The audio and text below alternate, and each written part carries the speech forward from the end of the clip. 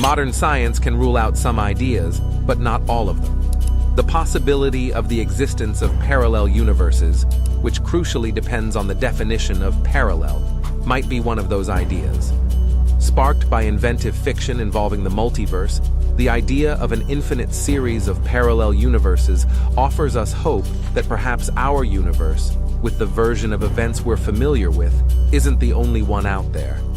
Perhaps there are other universes, perhaps even with different versions of ourselves, different histories and alternate outcomes from what we've experienced. And perhaps somewhere, there's a version of us that's living our ideal life. These ideas, despite playing an incredible role in a variety of fictional settings, are not merely fiction. They are one of the most exciting possibilities brought about through theoretical physics. We can see their foothold from the myriad of possible outcomes from quantum mechanics, as well as ideas of the multiverse. But do they have anything to do with observable, measurable reality? Well, in fact, NASA scientists even detected evidence of a parallel universe right next to ours, where all the rules of physics seem to be operating in reverse. Join us as we dig deep into how scientists just proved parallel universes might actually be real.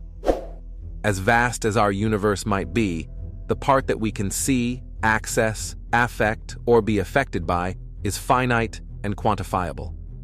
Including photons and neutrinos, it contains some 10 to the power of 90 particles, clumped and clustered together into approximately 6 to 20 trillion galaxies, with perhaps another 9 to 30 trillion galaxies that will reveal themselves to us as the universe continues to expand.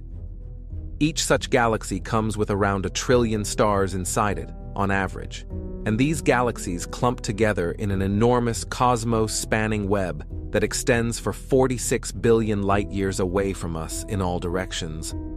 But despite what our intuition might tell us, that doesn't mean we're at the center of a finite universe. In fact, the full suite of evidence indicates something quite to the contrary.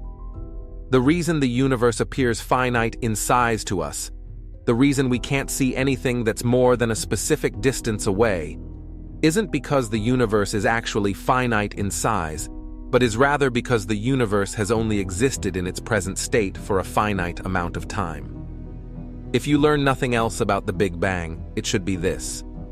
The universe was not constant in space or in time, but rather has evolved from a more uniform, hotter, denser state to a clumpier, cooler, and more diffuse state today. As we go to earlier and earlier times, the universe appears smoother and with fewer, less evolved galaxies. As we look to later times, the galaxies are larger and more massive, consisting of older stars, with greater distances separating galaxies, groups, and clusters from one another. This has given us a rich universe, containing many relics from our shared cosmic history, including many generations of stars, an ultra-cold background of leftover radiation, galaxies that appear to recede away from us ever more rapidly the more distant they are, with a fundamental limit to how far back we can see. The limit to our cosmic perspective is set by the distance that light has had the ability to travel since the moment of the Big Bang. But this in no way means that there isn't more universe out there beyond the portion that's accessible to us. In fact, there's both observational and theoretical arguments that point to the existence of much more universe beyond what we see, perhaps even infinitely more. A finite universe would display a number of telltale signals that enable us to determine that we don't live in an infinite sea of space-time.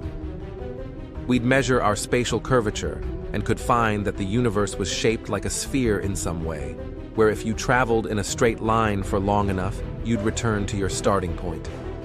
You could look for repeating patterns in the sky, where the same object appeared in different locations simultaneously. You could measure the universe's smoothness in temperature and density, and see how those imperfections evolved over time.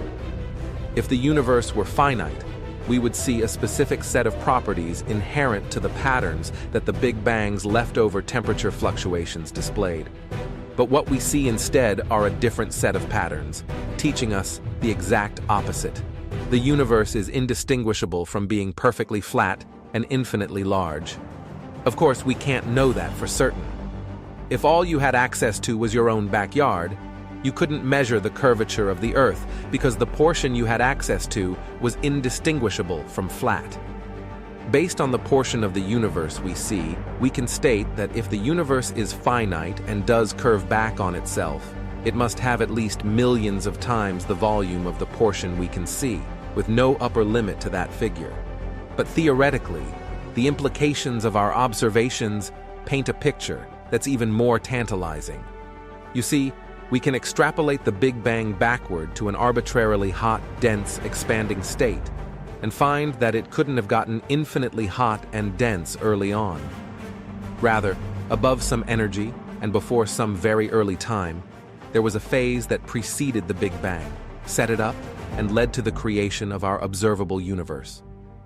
That phase, a period of cosmological inflation, describes a phase of the universe where, rather than being full of matter and radiation, the universe was filled with energy inherent to space itself, a state that causes the universe to expand at an exponential rate. In a universe filled with matter or radiation, the expansion rate will decrease over time as the universe becomes less dense. But if the energy inherent to space itself, the density will not drop, but rather remains constant, even as the universe expands. In a matter or radiation-dominated universe, the expansion rate slows as time goes on, and distant points recede from one another at ever slower speeds. But with exponential expansion, the rate doesn't drop at all, and distant locations, as time goes on incrementally, get twice as far away, then 4 times, 8, 16, 32, etc.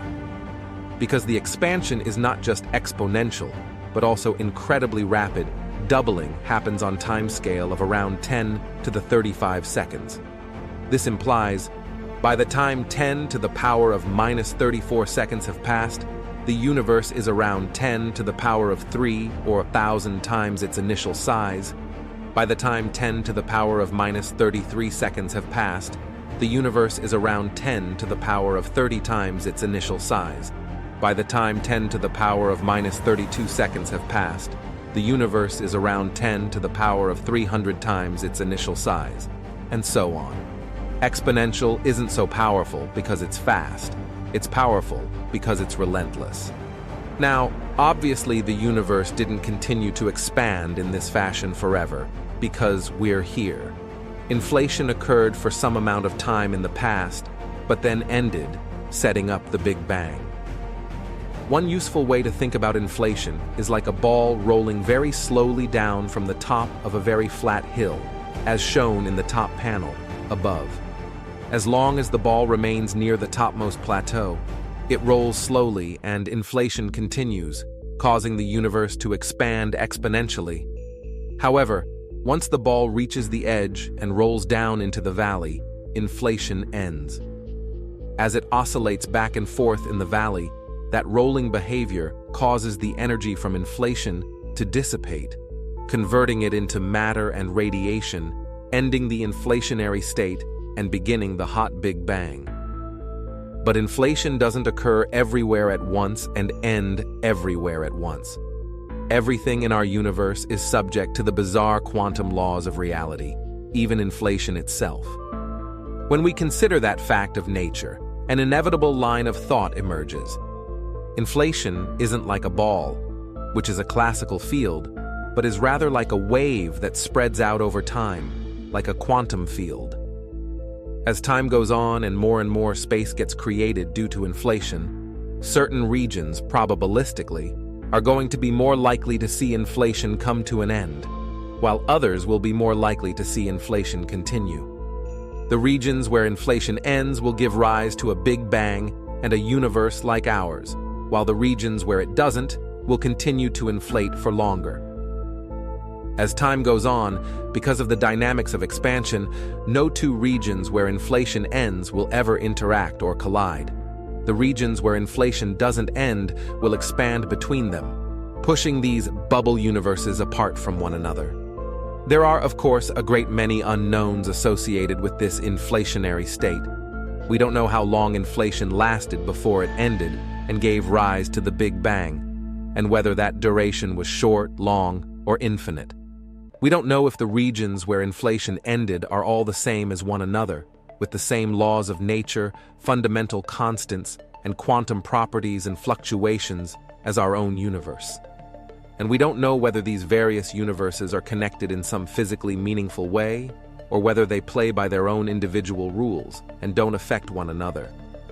The dream of parallel universes, after all, is that the many worlds interpretation of quantum mechanics might have a place for all of those alternate realities, where different decisions were made and different outcomes were achieved, to truly reside. Is it possible that there's a universe out there where everything happened exactly as it did in this one, except you did one tiny thing different, and hence had your life turn out incredibly different as a result? Where you chose the job overseas instead of the one that kept you in your country? Where you stood up to the bully instead of letting yourself be taken advantage of? Where you kissed the one who got away at the end of the night instead of letting them go? And where the life or death event that you or your loved one faced at some point in the past had a different outcome? Maybe.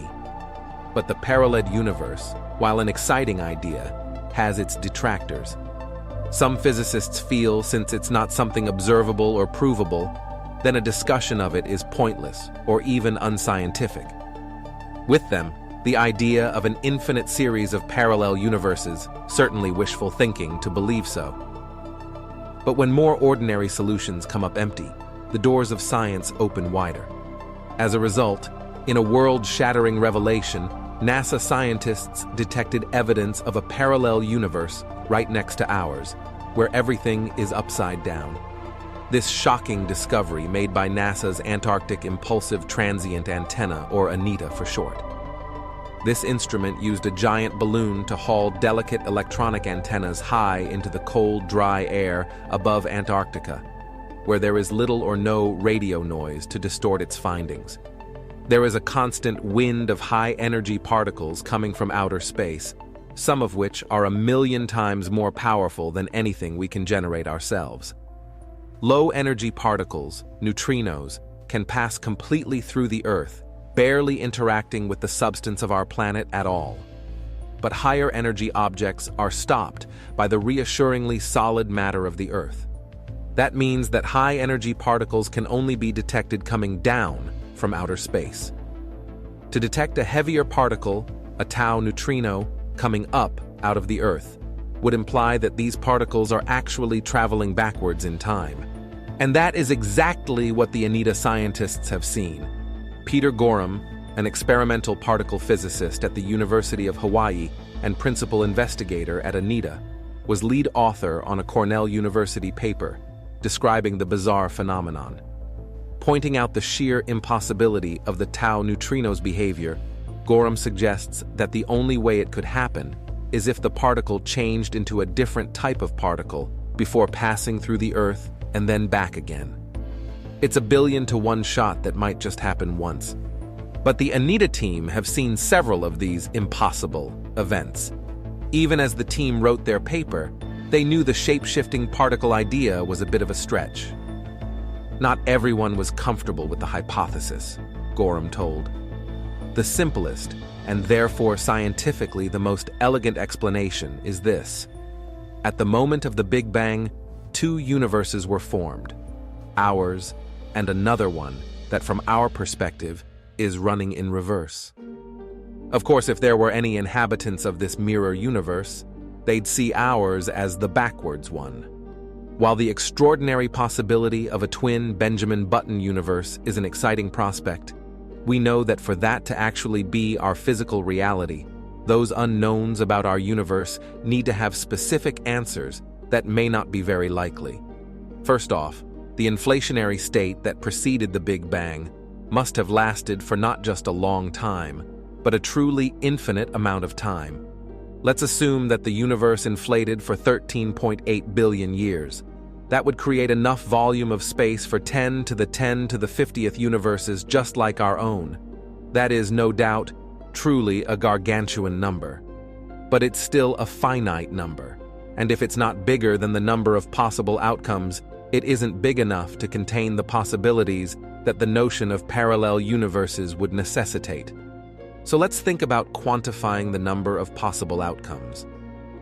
There are 10 to the 90th particles in our universe, including photons and neutrinos, and we require that every one of them have the same history of interactions since the Big Bang that they experienced here to duplicate our universe. We can quantify the odds by taking 10 to the 90th particles and giving them 13.8 billion years to interact. We then have to ask how many possible outcomes there are given the laws of quantum physics and the rate of particle interactions. As large as a double exponential is as 10 to the 10 to the 50th is, it's far smaller than our estimate for the number of possible quantum outcomes for 10 to the 90 particles, which is somewhat larger. For instance, the factorial of 5 is 5 times, 4 times, 3 times, 2 times 1 equals 120. But the factorial of 1000 starts 402.387260077 and has 2,568 digits, of which the last 249 are 0. Part of the reason the number of possibilities rises so quickly is because many quantum processes don't simply have a discrete set of possible outcomes, but a continuous one. If you tried to calculate 10 to the 90th, you'd find that it's many googolplexes larger than a relatively mundane number like 10 to the 10 to the 50th. It's true, both numbers go to infinity.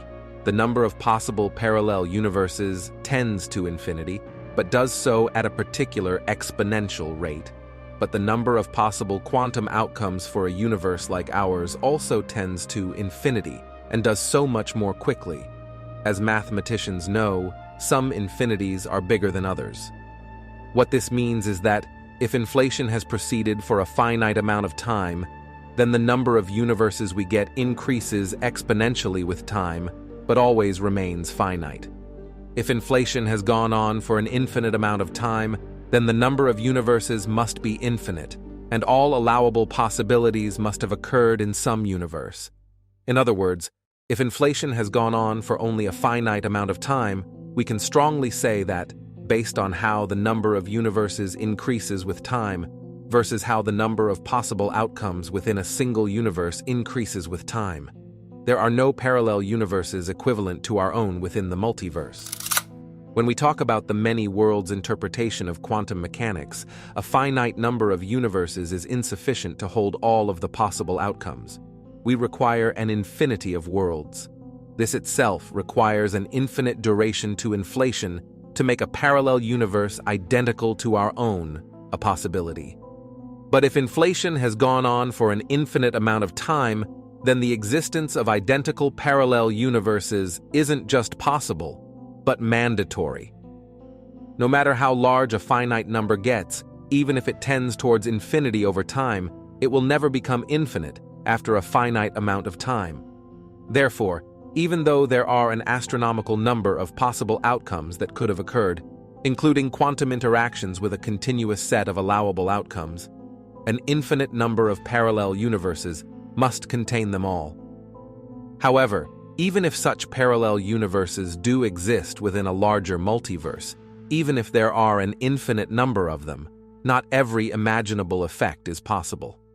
For example, you cannot transfer anything between universes. Even though every universe emerged from the same small region of space, seeing as you can trace any 2 points back in an inflating space-time until they're arbitrarily close together, no information can ever be transferred between them. They are no longer causally connected. There is no retrocausality that occurs. In other words, what happens in one universe it cannot affect another.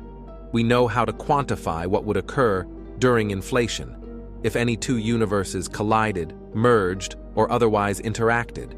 And we can definitively state that there is no such evidence of that having occurred in our universe. Additionally, the quantum possibilities that now exist for our universe are only possible for future events whose outcomes have already been determined. The idea that multiple histories could overlap to create the reality we now inhabit, often colloquially known as the Mandela effect, is a physically inadmissible example of pseudoscience, unsupported by any evidence at all. It's extraordinarily tempting to consider the possibility that all of our mistakes and bad decisions and the consequences that have ensued for ourselves and others because of them might have turned out differently elsewhere. At another time, in another place, perhaps there was a version of you that made better decisions at a critical juncture, and that version of you, in another universe, is having a better life and inhabiting a better world because of it. The idea of the multiverse, and specifically of parallel universes that were identical to our own until those critical decisions, offers us the hope that our past decisions are not as immutable as we currently believe. However, that's not at all what the science indicates. Even if inflation has been ongoing for an infinite amount of time, whatever occurs in the other universes that exist are in no way related to what is occurring or has occurred in our universe. Our past is fundamentally written. There are no opportunities arising in any multiverse scenario, either to rewrite the past or to import, from another universe, an outcome that turned out differently. The multiverse may be inevitable and parallel universes may be possible, but they do not affect our universe in any measurable or observable way. Beyond the limits of science, all we have is speculation. Until the evidence catches up, no further definitive statements can be made. After all, the concept of parallel universes and the possibility of contacting oneself in another reality is a subject that captivates the human imagination. It challenges our understanding of reality, identity, and the nature of existence. While the scientific evidence for parallel universes and interdimensional communication is still inconclusive, the theories and concepts surrounding these ideas provide a fascinating glimpse into the mysteries of the cosmos. Whether through quantum entanglement, advanced technology, or other yet-to-be-discovered methods, the prospect of contacting alternate versions of ourselves invites us to explore the boundaries of what is possible and contemplate the vastness of the multiverse. According to many sources, a study on the strange cold spot in space by British astronomers may prove that we live in a multiverse. The cold spot, an especially cold area of space that has been observed in the microwave background radiation coming from the early universe 13 billion years ago. Usually, temperatures of the radiation vary throughout the universe, but this area of coolness is much larger than others, about 0.15 degrees Celsius colder than its surroundings. The cold spot, first found by NASA in 2004, is a strange place 1.8 billion light-years across that doesn't comfortably gel with existing cosmological models. One explanation is that it simply doesn't exist, being just an illusion created by the expansion of the universe. Spaces with lower amount of galaxies or voids form as the expansion accelerates. With 10,000 fewer galaxies, the cold spot would be a super void. But the study, published in UK's Royal Astronomical Society, claims to prove that the supervoid is not a valid solution to the cold spot's mystery. The researchers think that instead of one giant emptiness in that area, there are galaxy clusters gathered around smaller bubble-like voids. And, significantly, these would be too small to be responsible for lowering the temperature in the cold spot. In fact, other answers must be sought. The scientists, led by postgraduate student Rory Mackenzie and Professor Tom Shanks in Durham University's Center for Extragalactic Astronomy, think one possible hypothesis is that the cold spot resulted from a collision between our universe during its early days and another universe. The energy release of such an impact would have created the cold spot. As Professor Tom Shanks explained, we can't entirely rule out that the spot is caused by an unlikely fluctuation explained by the standard model. But if that isn't the answer, then there are more exotic explanations. Perhaps the most exciting of these is that the cold spot was caused by a collision between our universe and another bubble universe. If further, more detailed analysis of CMB, cosmic microwave background, data proves this to be the case, then the cold spot might be taken as the first evidence for the multiverse, and billions of other universes may exist like our own. On the other hand, note that we have overwhelming evidence for the hot Big Bang, and also that the Big Bang began with a set of conditions that don't come with a de facto explanation. If we add in an explanation for it, cosmic inflation, then that inflating space-time that set up and gave rise to the Big Bang makes its own set of novel predictions. Many of those predictions are borne out by observation, but other predictions also arise as consequences of inflation. One of them is the existence of a myriad of universes, of disconnected regions, each with their own hot Big Bang, that comprise what we know as a multiverse when you take them all together. This doesn't mean that different universes have different rules or laws or fundamental constants, or that all the possible quantum outcomes you can imagine occur in some other pocket of the multiverse.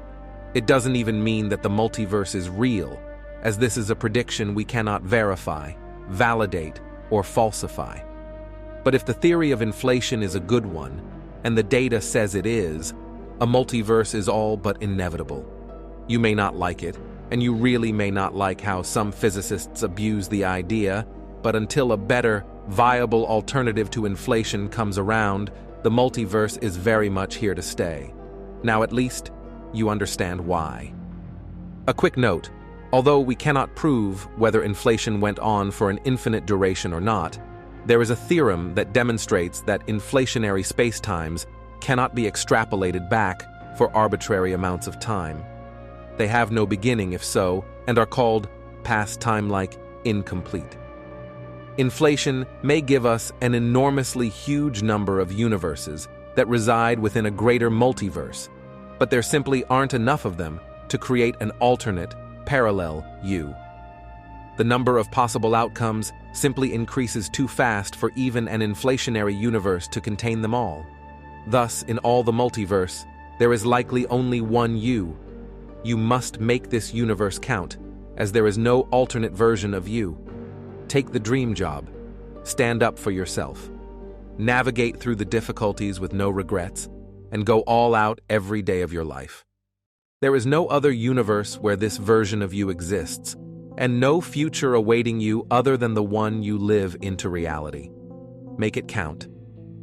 That's all the information that we have for you today. Don't forget to give us a thumbs up if you enjoyed today's episode, subscribe if you haven't already, and hit the bell so you never miss out on future episodes. And be sure to also tell us what you think about today's content. Everyone's support motivates us to continue delivering quality content and to always improve. As always, thanks for watching, and we will see you next time.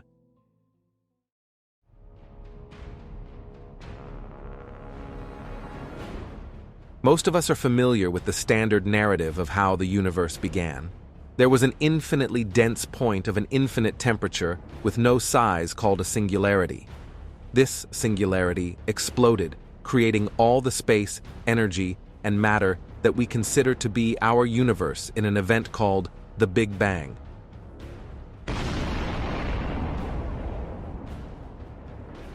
Between 10 to the power of negative 36 seconds and 10 to the power of negative 32 seconds, space expanded exponentially, growing much, much larger in size.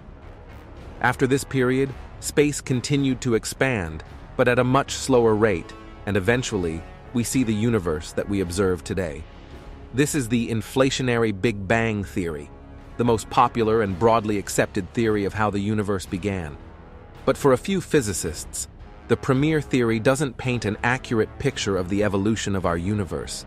Rather, they say that the universe existed before that point, stretching forever into the past as well as the future.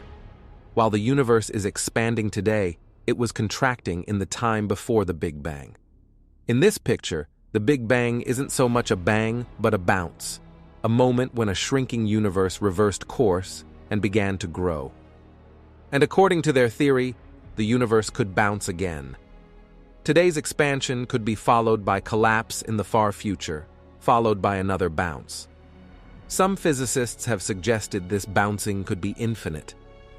This, of course, is counter to the way most cosmologists see it, where everything started with the Big Bang. But what is noteworthy here is this is not the only theory that dares to challenge the pinnacle theory of cosmology. Renowned physicist Brian Cox also challenges the Big Bang theory, asserting that something cannot emerge from nothing. Adding a bit of tension, the James Webb Telescope has made a bunch of unexpected discoveries that contradict the notion that the Big Bang marked the beginning of the universe. All of these raise a question.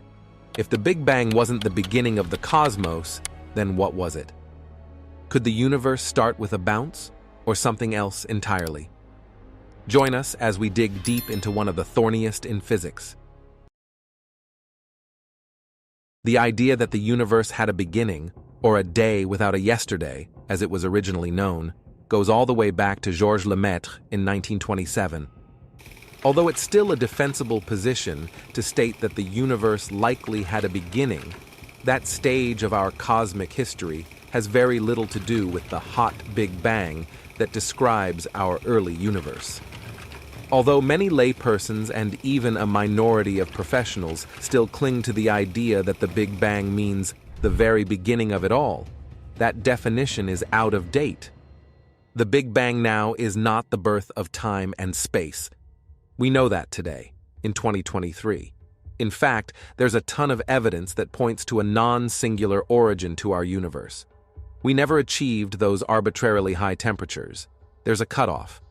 Instead, our universe is best described by an inflationary period that occurred prior to the Big Bang. And the Big Bang is the aftermath of what occurred at the end of inflation. Let's walk through what that looked like. During inflation, the universe was completely empty. There were no particles, no matter, no photons, just empty space itself. That empty space had a huge amount of energy in it at every location, with the exact amount of energy slightly fluctuating over time, by about 1 part in 30,000 on average. As the universe inflates, expanding in a rapid, relentless fashion, those fluctuations get stretched to larger scales, while new, small-scale fluctuations are created atop them. This superposition of fluctuations, of small scales atop intermediate scales, atop large scales, atop superhorizon scales, is one of the defining predictive features of cosmic inflation. This continues as long as inflation goes on. But inflation will come to an end randomly, and not in all locations at once. In fact, if you lived in an inflating universe, you'd likely experience a nearby region where inflation came to an end, while the space between you and it expanded exponentially. For a brief instant, you might even be able to detect what happens at the start of a Big Bang, before that region disappeared entirely from view. In an initially relatively small region, perhaps no bigger than a human-sized hamster ball, but perhaps much larger, the energy inherent to space gets converted into matter and radiation. The conversion process is relatively fast, taking approximately 10 to the power of negative 33 seconds or so, a brief amount of time, but nonetheless one that is not instantaneous. As the energy bound up in space itself gets converted into particles, antiparticles, photons, and more, the temperature starts to rapidly rise, from just a few degrees above absolute zero to perhaps 20 Kelvin or so, over that same brief time interval. Because the amount of energy that gets converted is so large, everything will be moving close to the speed of light. All quanta will behave as radiation with so much kinetic energy inherent to them, regardless of whether the particles are massless or massive. It doesn't matter under these conditions. This conversion process is known as reheating and signifies when inflation comes to an end and the stage known as the hot Big Bang begins. In terms of the expansion speed, you'll witness a tremendous change from all prior behavior when the hot Big Bang first commences. In an inflationary universe, space expands exponentially, with more distant regions accelerating away relentlessly as time goes on. But when inflation ends, the universe reheats, and the hot Big Bang starts, more distant regions will now recede from you more and more slowly as time goes on. From an outside perspective, the part of the universe where inflation ends sees the expansion rate there drop, while the inflating regions surrounding it see no such drop. Under inflation, the distance to any object would double after a certain amount of time, and once that same amount of time elapses, that distance doubles yet again and again and again. The process is relentless. But once the Big Bang begins, all of that changes, as the expanding universe immediately slows down once the first moment of expansion elapses. Probability-wise, it's extremely likely that from the perspective of whatever region of inflating space you're in prior to the Big Bang, you'll experience inflation ending in nearby regions many times. These locations where inflation ends will quickly fill with matter, antimatter, and radiation, and expand more slowly than the still inflating regions do, leaving you, in the inflating region, as a typical region within space-time dominating its volume. These regions, where hot Big Bangs occur, will expand away from all the other locations where inflation still goes on exponentially, meaning they will very quickly recede from one another's view. In the standard inflationary picture, because of this expansion rate change, there's virtually no chance that any two universes, where separate hot Big Bangs occur, will ever collide or interact. Finally, the region where we will come to live gets cosmically lucky, and inflation comes to an end for us. The energy that was inherent to space itself gets converted to a hot, dense, and almost uniform sea of particles. The only imperfections and the only departures from uniformity correspond to the quantum fluctuations that existed and were stretched across the universe during inflation. The positive energy quantum fluctuations will correspond to initially overdense regions, while the negative energy fluctuations get converted into initially underdense regions.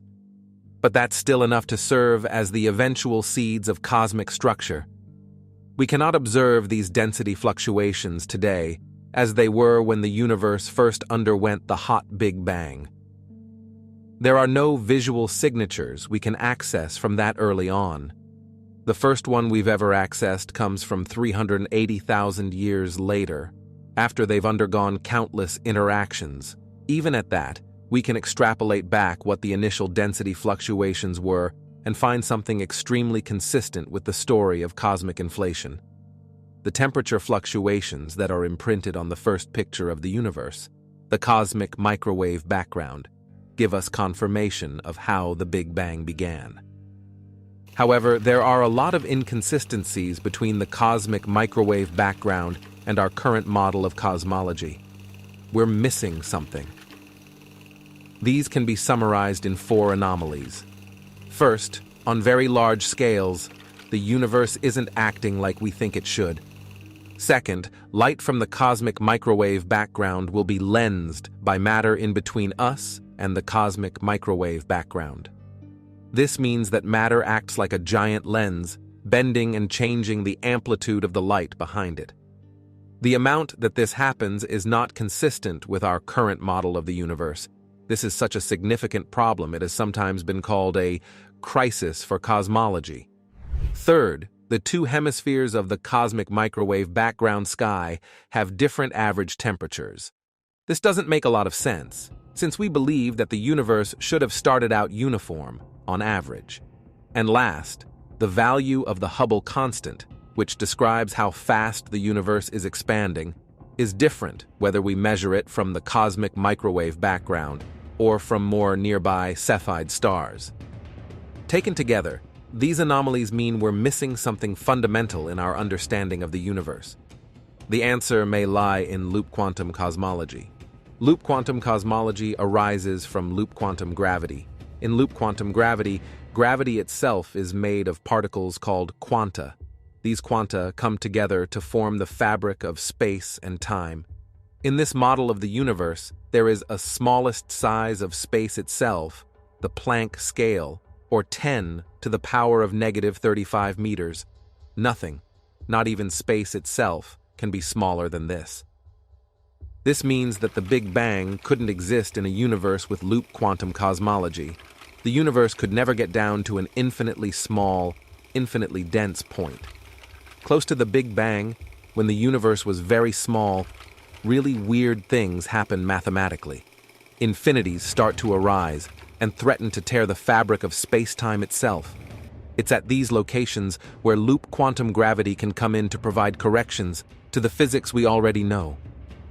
As Dr. Abhay Ashtekar at Penn State University, who led a study showing that the universe started in a bounce rather than a bang, said, "At such places, one has to use quantum geometry underlying loop quantum gravity. The quantum-corrected equations predict that there is an effective repulsive force. This means in these regions, when the universe is very small, the repulsion would result in a bounce.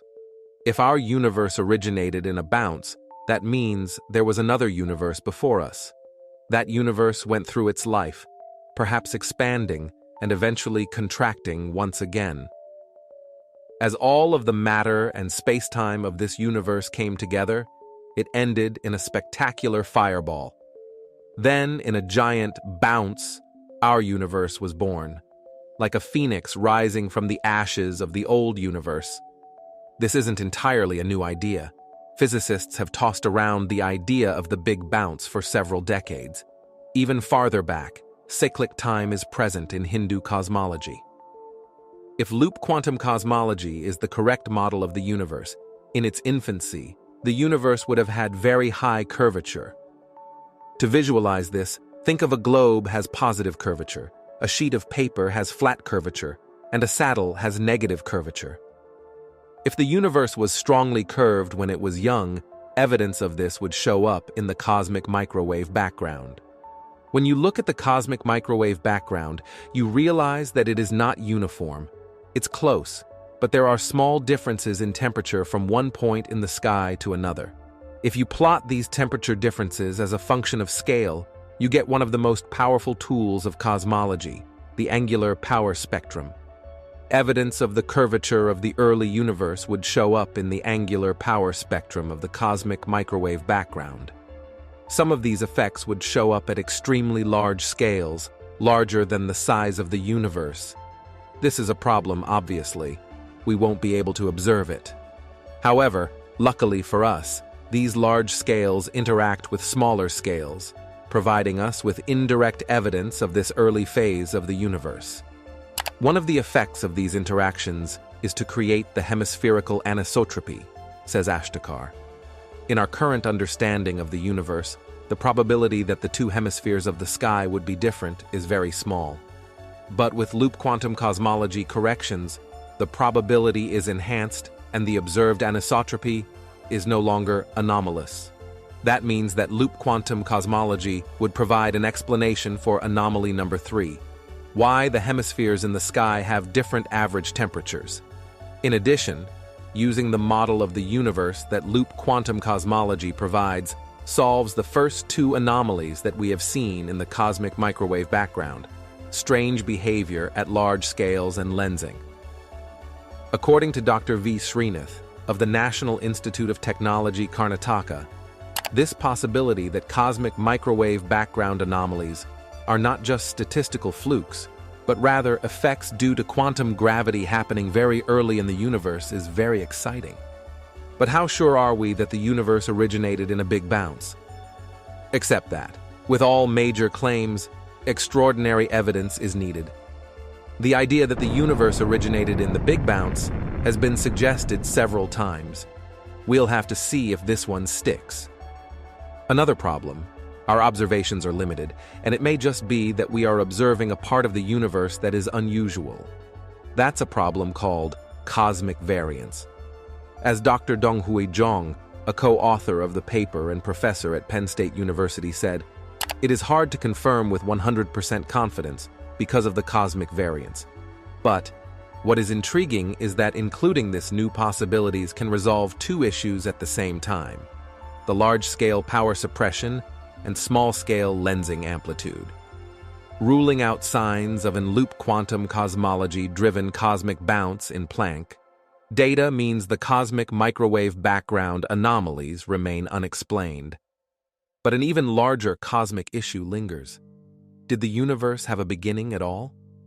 As far as advocates of the Big Bang are concerned, it did. But that leaves us with the inscrutable singularity that started everything off. Alternatively, according to theories of so-called cyclic cosmologies, the universe is immortal and is going through endless bounces. Although a bouncing universe may experience one or more cycles, a truly cyclic universe has no beginning and no end. It consists of a series of bounces that go back for an infinite number of cycles and will continue for an infinite number more. And because such a universe doesn't have a beginning, there's no Big Bang and no singularity. But physicist William Kinney of the University at Buffalo points out that there is a critical flaw lurks in the idea of an eternally cycling universe. That flaw is entropy, which builds up as a universe bounces. Often thought of as the amount of disorder in a system, entropy is related to the system's amount of useful energy. The higher the entropy, the less energy available. If the universe increases in entropy and disorder with each bounce, the amount of usable energy available decreases each time. In that case, the cosmos would have had larger amounts of useful energy in earlier epochs. If you extrapolate back far enough, that implies a Big Bang, like beginning with an infinitely small amount of entropy, even for a universe that subsequently goes through cyclic bounces. If you're wondering how this scenario doesn't violate the law of conservation of energy, we're talking about available energy. Although the total amount of energy in the cosmos remains static, the amount that can do useful work decreases with increasing entropy.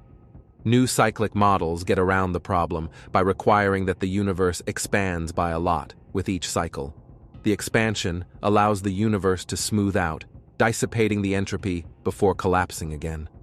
Although this explanation solves the entropy problem, Kinney and his University at Buffalo co-author Nina Stein calculated in their recent paper that the solution itself ensures that the universe is not immortal. As Kinney says, "I feel like we've demonstrated something fundamental about the universe, which is that it probably had a beginning. That implies a Big Bang occurred at some point, even if that event happened many bouncing universes ago, which in turn suggests that it took a singularity to get everything going in the first place." Kinney's paper is the latest in the debate over cyclic universes, but proponents of a universe without beginning or end have yet to respond in the scientific literature.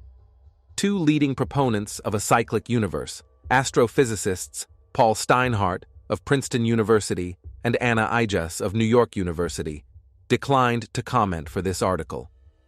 If the history of the debate is any indication, though, we may soon hear of a workaround to counter Kinney's analysis. Some physicists say the Planck data only rule out a bounce under a loop quantum cosmology model that can explain away the cosmic microwave background, anomalies through the bispectrum, not other loop quantum cosmology bounce models that address anomalies using different mechanisms. Cosmologist Nelson Pinto Neto of the Brazilian Center for Physics Research, who has studied bouncing and other cyclic models, agrees that loop quantum cosmology bounces that account for the cosmic microwave background. Anomalies are likely off the table now, but he's more sanguine on the question of a cyclic universe. According to Nelson, existence is a fact. We are all here and now. Non-existence is an abstraction of the human mind. This is the reason he thinks that a cyclic universe, which has always existed, is simpler than one that has been created. However, as a scientist, he must be open to both possibilities. While the origin of our universe is still a mystery, there was a contentious argument about how the universe would end. The details of this narrative depend on the kinds of stuff the universe contains. The cosmic recipe determines how the universe changes in time and what kind of future it will have. There are essentially two possibilities. In one, the universe will keep on expanding forever. Because stars have finite lives, at some point far in the distant future, they will be extinct. Stellar corpses will dot the universe, from slowly smoldering white dwarfs to black holes of different sizes. But drama can be added here, depending on what kinds of matter the universe contains. If the current recipe remains viable, there are three main ingredients: dark matter, dark energy, and the stuff we are made of, the normal matter of protons and electrons. Assuming normal matter and dark matter are stable in the long term, dark energy controls the future of the universe. If dark energy, this ether-like substance of unknown composition, is a constant, that is, if its density does not change and it maintains a fixed volume irrespective of cosmic expansion, then the universe's expansion will keep on accelerating. In extreme scenarios, it may have so much negative pressure that it will rip everything apart, decomposing matter back into its basic ingredients. Instead of from dust to dust, the cosmic epitaph would be from particles to particles. But it is also possible that dark energy is not like that, and that its negative pressure will fade with time, no longer fueling the universe's rapid expansion. Acceleration will lose pace, and the universe will retain the faded stars and their corpses, all resting far from each other, the ultimate cosmic loneliness. The sad part is that in a cosmos without room for entropy to grow, matter cannot reorganize into anything interesting. This is the cold cosmic death scenario. If nothing changes, time itself loses its function and reaches an end. Another possibility is that the expansion will slow down. If there is enough matter out there, it may revert itself and push the universe from expansion into contraction. Eventually, matter that was dispersed for billions of years will compact back into a small volume, heat up, reach crushing densities and, well, it depends. It may go into a big crunch, the inverse of the Big Bang, or it may reach a point of maximum contraction and then bounce outward into a new phase of expansion. This is the bounce universe model, where the universe trades periods of expansion and contraction, never quite reaching the point of infinite density or initial singularity. Time keeps on ticking, although each cycle needs new clocks. Every end of time marks the beginning of a new time, a new cycle of existence. This is a bit more comforting a view than cold death, even if each cycle involves destruction by fire. What we learn from our current cosmological models is how fortunate we are to exist precisely when it is possible to exist. Of course, there is no luck involved here. We exist now because this is when it is possible for matter to agglomerate into thinking blobs like us. In other eras, there would be no stars capable of sustaining life long enough for it to conjecture about its fate.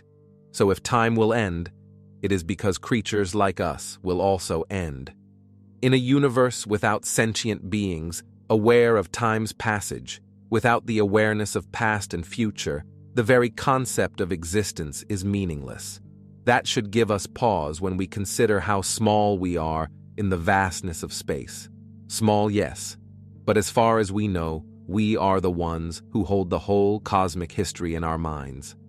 That's all the information that we have for you today. Don't forget to give us a thumbs up if you enjoyed today's episode, subscribe if you haven't already, and hit the bell so you never miss out on future episodes. And be sure to also tell us what you think about today's content. Everyone's support motivates us to continue delivering quality content and to always improve. As always, thanks for watching, and we will see you next time. December 25 will bring many reasons to celebrate. It's an annual festival commemorating the birth of Jesus Christ. But in astronomy, that day is also the 2-year anniversary of the launching of NASA's James Webb Space Telescope, humanity's greatest space-based observatory of all time. Launched on Christmas Day 2021, James Webb has been our cosmic workhorse, revealing the universe in a whole new light, with unprecedented resolution and wavelength coverage to view the cosmos. And now, to celebrate its second birthday, James Webb has just left astronomers feeling festive recently, as it allowed them to image a distant, colorful cluster of galaxies they have dubbed the Christmas Tree Galaxy Cluster. In this cluster, the James Webb Space Telescope discovered flickering Christmas lights in the form of 14 new transient objects, celestial objects that brighten dramatically before dating. The winter wonderland is officially called Maxil 416 and is located about 4.3 billion light-years from Earth. As Haojing Yan, an associate professor in the University of Missouri Department of Physics and Astronomy, said in a statement, We're calling MAX 0416 the Christmas Tree Galaxy Cluster, both because it's so colorful and because of the flickering lights we find within it. Transients are objects in space, like individual stars, that appear to suddenly brighten by orders of magnitudes and then fade away. These transient objects appear bright for only a short period of time and then are gone. It's like we're peering through a shifting magnifying glass. Spotting so many transients in this galaxy was achieved by teaming the JWST up with the Hubble Space Telescope.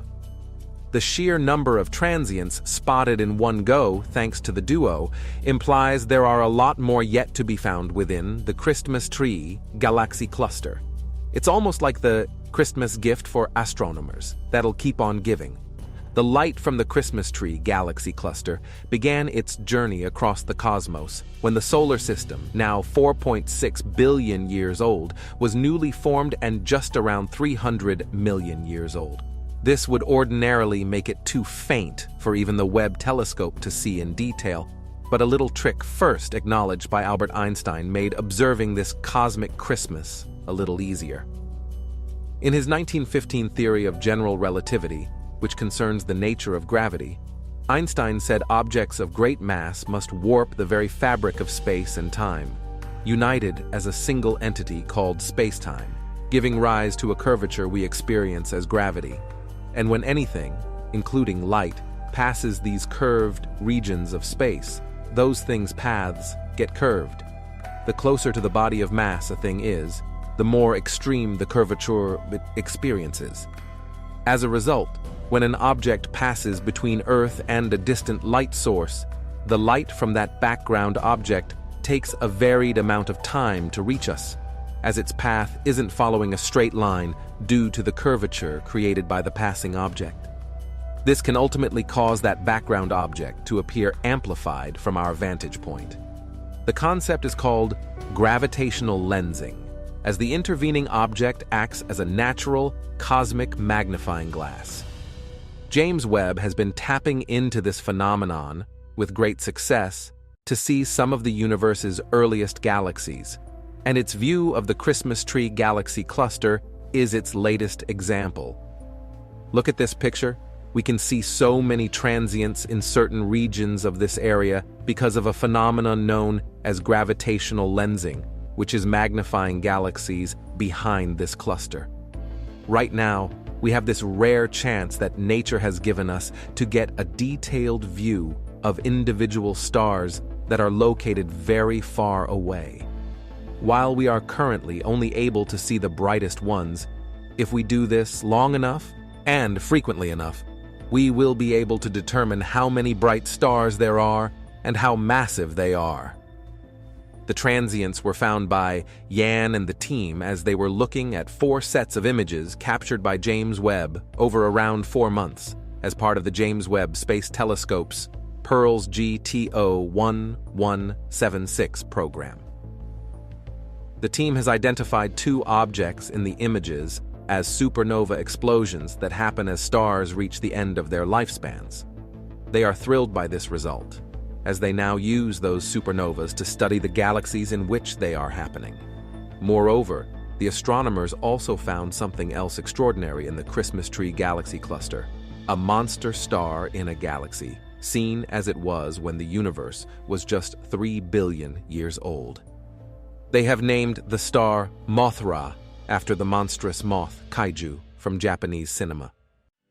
The galaxy in which Mothra lurks was lensed to around 4,000 times its original brightness. The object lensing this galaxy is currently unknown, but Yan and the team estimate it has a mass of between 10,000 and 1 million times that of the Sun. As José Diego, research lead author and a scientist at the Instituto de Física de Cantabria scientist, said in a separate statement, "The most likely explanation is a globular star cluster that's too faint for the James Webb Space Telescope to see directly. But we don't know the true nature of this additional lens yet." What is extra interesting about Mothra's galaxy is the fact it was also visible and lensed in Hubble Space Telescope images taken 9 years ago. Normally, a lensing object and a background galaxy would move out of alignment over such a period. But Mothra's home galaxy and the object lensing, it seemed to have stuck together. In the future, Jan and the team hope to both figure out the nature of this lensing object and uncover some of its characteristics. As Jan concluded, we'll be able to understand the detailed structure of the magnifying glass and how it relates to dark matter distribution. This is a completely new view of the universe that's been opened by James Webb. One of 2 papers detailing the observation of the Christmas tree galaxy cluster was published in November in the journal Astronomy and Astrophysics, while the other has been accepted for publication in the Astrophysical Journal with a preprint available on the research repository Archive. Notably, this James Webb shot isn't the only Christmas-themed image in space this year. Just a few weeks ago, an image of Cassiopeia A, the remains of a star that exploded 340 years ago, was also unveiled by the First Lady, Jill Biden, as part of a new White House Advent calendar. These images and others follow a long tradition of astronomers and other stargazers connecting the season of light with cosmic phenomena occurring light years from Earth. But there is genuine scientific wonder involved in some of these festive observations. Unlike the Christmas tree galaxy cluster, Cassiopeia A is a lot closer to home. Scientists have long studied the violent stellar explosion and others like it to figure out their role in cosmic evolution. They help galaxies grow. Danny Milosavljevic, an astrophysicist at Purdue University who studies Cassiopeia A, wrote in an email. Supernova remnants also create the elements needed to sustain life, like the oxygen we breathe, the iron in our blood, the calcium in our bones. At 11,000 light-years from Earth, Cassiopeia A has been observed by a variety of space telescopes in visible, X-ray, and infrared wavelengths. But the Webb's new infrared vision affords a better view.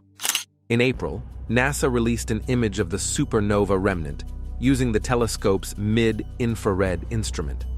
The latest snapshot makes use of the Webb's near-infrared camera, which captured gas, dust, and molecules radiating at warmer temperatures. The pink and orange structures, enveloped in smoky material against a glittering backdrop of stars, resemble an ornament hanging from a tree branch. As Dr. Milosavljevic said, 2 years ago, Webb launched flawlessly on Christmas morning. At the time, I thought it was the best Christmas gift ever. But the telescope is the gift that keeps giving. What's interesting is James Webb isn't the only observatory sending us Christmas gifts. A distant star-forming nebula, looks like a turkey fleeing a cosmic Christmas dinner, has just been captured in a new image by the European Southern Observatory's Very Large Telescope in Chile. The festive photo features the star hatching clouds of gas and dust that comprise the nebula IC2944, located around 6,500 light-years from Earth. IC2944 has a distinctly fowl-like appearance, so astronomers have nicknamed it the Running Chicken Nebula. In the stunning new 1.5 billion pixel Very Large Telescope image, the wispy gas and dust tendrils of the nebula glow in red, pink, and orange, punctuated by bright blue stars, like lights shining on a Christmas tree. The Running Chicken Nebula is about 71 light-years wide and lies toward the constellation of Centaurus. It contains several separate regions, all of which are present in the new image, which covers a patch of the sky as wide as 25 full moons. The brightest region, which appears as the rear of this cosmic fowl, is known as IC2948. This area is stuffed with bright gas and dust plumage and punctuated with bright blue light from hot young stars. These stars, which are spread through the rest of the nebula as well, are carving this cosmic chicken by emitting vast amounts of ultraviolet radiation, which disperses gas and dust and thus helps to curtail further star formation. But some regions of the running chicken, known, no joke, as Bok globules, are resisting this high-energy radiation and can be seen as dark, dense pockets of gas and dust sprinkled around the nebula. Further up, the celestial chicken is a bright, vertical, pillar-like structure called IC2944, which appears almost like a chicken wing in the process of flapping. Atop IC2944 is the twinkling star Lambda Centauri, which is closer to Earth than the running chicken nebula at just 470 light-years away. The star is so bright that it's visible from Earth with the naked eye. In the upper right of the image, two emission nebulas, regions of superhot ionized gas, called GUM-39 and GUM-40, make up the head of the running chicken. A further emission nebula, GUM-41, can be seen to the lower right of the image, forming the foot of the cosmic chicken. Completing the new image is a sprinkling of white and blue stars that resemble falling flakes of snow, each one as unique, individual, and complex as an actual snowflake. Meanwhile, elsewhere in space, to celebrate the festive season, the Hubble telescope also has just gifted us a dazzling starry snow globe which resembles something of a wonderland of Christmas lights. The image's subject is the billion star containing UGC 8091, an irregular dwarf galaxy located within the constellation Virgo, some 7 million light-years from Earth.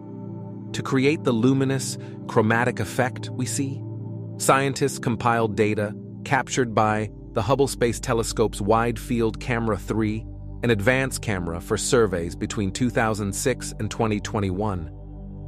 They ran the data through 12 filters that sampled both broad and narrow wavelengths that covered mid-ultraviolet to visible red light. The red patches are thought to be interstellar hydrogen molecules, while the sparkles within are older stars. In the very background are other distant galaxies so far away, they almost appear to be single stars. Truthfully, we think that seeing shapes in space telescope images, Christmas-related or otherwise, is just like seeing shapes in clouds. It's all open to artistic interpretation. But there's no denying that the images are beautiful, no matter what they resemble. In short, even the cosmos is wishing you a happy holidays. Now, on the threshold of the new year, let's take a quick look at the most astonishing, jaw-dropping James Webb moments from 2023. 1. Our most distant black hole ever. It was only last month, while combining Chandra X-ray data with James Webb's deep infrared views of galaxy cluster Abell 2744, that scientists revealed a tiny, distant early galaxy with only around 10 to 100 million solar masses worth of material in it.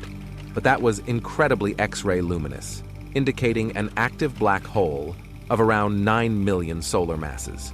Not only is this the most distant black hole ever discovered, it's also our first example of such an extreme mass ratio, where the central black hole is right around as massive as all the stars in the host galaxy combined. Our understanding of black hole galaxy formation and coevolution will never be the same. 2. New insight of the Crab Nebula. In the year 1054, a supernova went off in the Milky Way galaxy, so brilliant and enduring it was visible from Earth for a long period of time. Now, nearly 1,000 years later, we can look in that same region of sky and find the Crab Nebula, a supernova remnant more than 10 light-years across, with a young, energetic, spinning neutron star at its core, the Crab pulsar. Whereas Hubble's visible light views highlight various elements and knots of gas that reflect light, James Webb's infrared views showcase the presence of dust, accelerated electrons, and even the carved-out features by the central pulsar's winds and magnetism. The question of the mass mystery, or of where all the supposedly missing material that would have been needed for the progenitor star to explode, may yet find its solution in the still being analyzed Webb data. 3. James Webb's deepest ever view. The James Webb Space Telescope, Advanced Deep Extragalactic Survey, or JD's, collaboration has released a fully zoomable, explorable view of their field, with various NIR cam filters and NIR spectra capable of being overlaid atop an enormous set of the objects imaged. Although this represents a relatively narrow field of view in the sky, it contains the most distant galaxy ever discovered so far, as well as a slew of candidate objects that may yet prove to be even farther away. It showcases the incredible reach and variety of what's possible with James Webb. 4. A sneak peek inside the Orion Nebula. Under James Webb's sharp eyes, there are an enormous number of brilliant, glittering new stars still in the process of forming. Some of them, shown here, are Herbig-Haro objects, massive young stars that are highlighted by stellar outflows. In other cases, there are protostars, still in the process of formation, young singlet and binary stars that have already finished forming, and nebulous regions that even James Webb cannot penetrate. Lastly, there were some surprises. Jupiter mass objects that are members of no stellar system, including a surprisingly large fraction of them that are binary objects. The images are as beautiful as the science is profound. 5. The most distant gravitational lens ever. At the center of this image, a massive compact galaxy is found, located about 17 billion light-years away within this expanding universe. The ring around it, with 2 red spots, is actually a single, more distant galaxy that's located along the same line of sight as the closer galaxy, but gravity has distorted it into a ring, an example of gravitational lensing. While more distant background lenses have been spotted, this represents the most distant foreground lens, the object actually doing the lensing ever discovered. 6. The most massive galaxy cluster for its time. Although galaxy clusters are found all across the universe, they're expected to grow larger and larger in mass over cosmic time. For the time at which it was discovered in the universe, the El Gordo galaxy cluster, imaged here by James Webb, is the most massive one known, with over 2 quadrillion solar masses of material inside it, despite its light coming from more than 5 billion years ago. Within this cluster, marked A and B, are the gravitationally lensed galaxies known as La Flaca. In reality, both of these lensed galaxies are completely normal. Their light is stretched into these unusual shapes by the foreground gravity of the galaxy cluster in front of them. 7. The most distant red supergiant star ever. Located in the same field as El Gordo, and hence in the same field as the Fishhook and the La Flaca lensed galaxies, is a single red supergiant star known as Quiller, the most distant red supergiant ever discovered. Although the previously discovered star Earendel, also imaged by James Webb but discovered first by Hubble, is even farther, this shows that finding individual stars in the early universe isn't a one-off proposition, but rather that the combination of Webb's incredible capabilities plus the enhancement of gravitational lensing can reveal individual stars farther back in cosmic time than via any other method. 8. Triply lensed supernova Harpy discovered. Sometimes very distant galaxies have their light stretched out into multiple images by the effects of gravitational lensing. When we're very lucky, a transient event, such as a supernova, will occur in that lensed galaxy, allowing humanity to observe the supernova event on replay in each of the multiple images. The reason this provides such hope, or arak in this case, is because the quest to measure the expansion rate of the universe today, also known as H0 or the Hubble constant, gives 2 different answers dependent on which set of methods are used.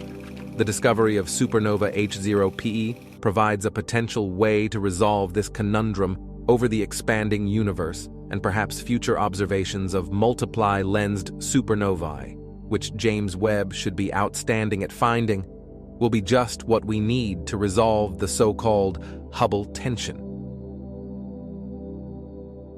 9. Dusty secrets within spiral galaxies.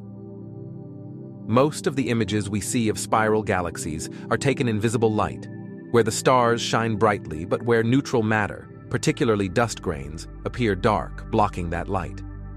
Not so with Webb's MIRI instrument, which highlights and illuminates the dust inside these galaxies, showing the locations of future and current new star formation. In this view of galaxy NGC7496, not only are the dust lanes prominently revealed, along with the pinkish-white regions showcasing regions where new stars are already forming, but the center of the galaxy exhibits brilliant diffraction spikes, evidence for an actively feeding supermassive black hole at the galaxy's center. 10. The Ring Nebula. Viewed with both the NIR-CAM and MIRI instruments independently, this nebula is among the most famous planetary nebulae known. What's left behind when a dying sun-like star blows off its outer layers in its death throes, while its core contracts down to form a white dwarf. You can find, in both views, intricate details of the inner filaments, which are actively being evaporated away by radiation, as well as roughly 10 concentric arcs outside of the main ring feature that are hydrocarbon-rich in the MIRI image. No other observatory has ever revealed this level of detail inside the Ring Nebula. 11. The stunning view of Saturn's rings. Whereas Saturn itself is a relatively cool planet with a cloud and haze-rich atmosphere separated into bands by latitude, it's mostly very faint in infrared light. However, its rings are 99.9% composed of water ice, which is even more reflective in infrared light than in visible light, leading to this unique and stunning view of Saturn's rings. In this image from James Webb, the A, B, C, and F rings are all visible, as are the Cassini division and the NT gap. Saturn was the final gas giant planet in our solar system, imaged by James Webb, completing our solar system's family portrait. 12. Uranus, new and improved. Although James Webb caught its first view of Uranus in February of 2023, the data it acquired on September 4, 2023 shows a far more spectacular view. 9 of its 13 inner moons, plus all 5 of its main large moons, are all revealed, as are at least 5 of its rings, along with several features on the planet itself.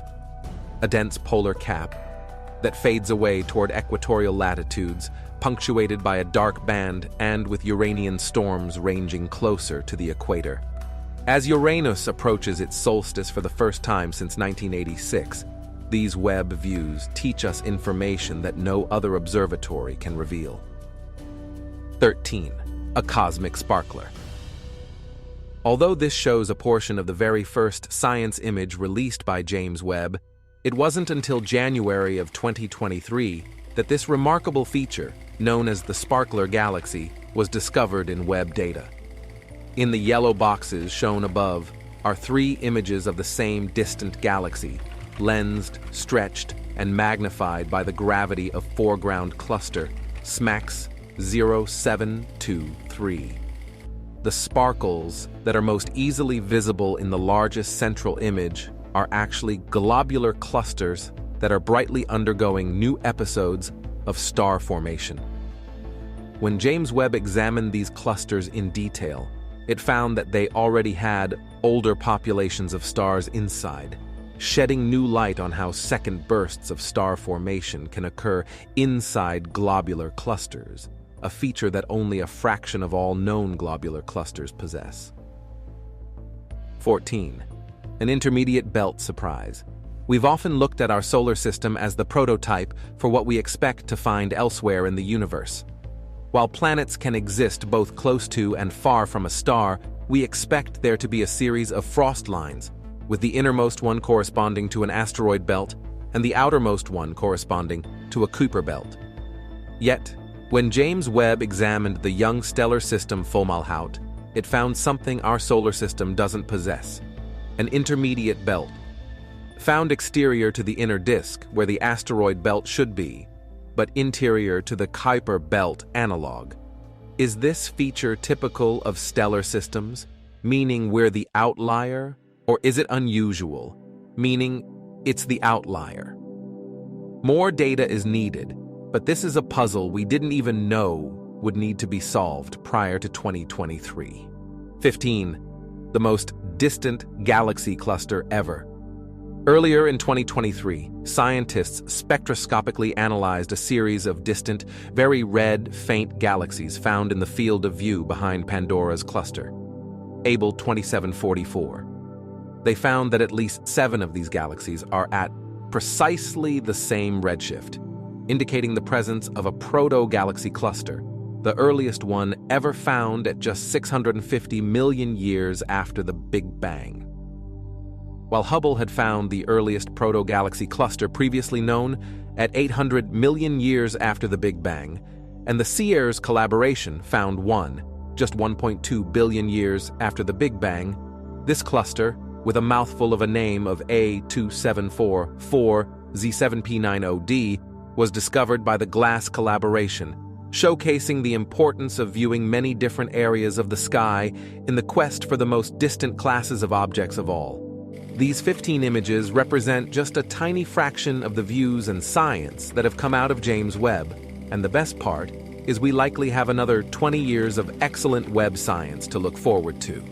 The great cosmic story and our understanding of it is in many ways only beginning to be unfolded. So buckle up, the cosmos is waiting. That's all the information that we have for you today. Don't forget to give us a thumbs up if you enjoyed today's episode, subscribe if you haven't already, and hit the bell so you never miss out on future episodes. And be sure to also tell us what you think about today's content. Everyone's support motivates us to continue delivering quality content and to always improve.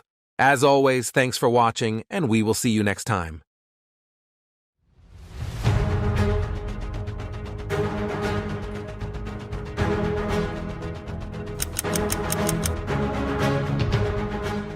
Cosmology has changed forever with the launch of James Webb on Christmas Day 2021. Ever since it opened its impressively sharp, high-resolution infrared eyes, James Webb looked back at some of the earliest stages of the universe, gathered sharp, pristine, and beautiful insights of early star and galaxy formation, and provided insights into the formation of planetary systems, including our own solar system. But in some sense, James Webb was almost too good, far exceeding all hopes and expectations. Astronomers expected to find some of these infant galaxies with Webb, but they didn't expect to find so many. Webb's unprecedentedly deep views revealed a colossal surprise, a bunch of the impossible early galaxies. Even at these earliest times, these galaxies were too big, bright, and numerous to explain, some of which are even older than the universe. Our best cosmic predictions, based on lambda cold dark matter, the standard model of cosmology, didn't expect what James Webb saw. In other words, discoveries made by James Webb could shake their understanding of galactic history. So, is the Big Bang and all of modern cosmology in trouble? Join us as we dig deep into how James Webb just found massive structures that could defy our current theories of the universe.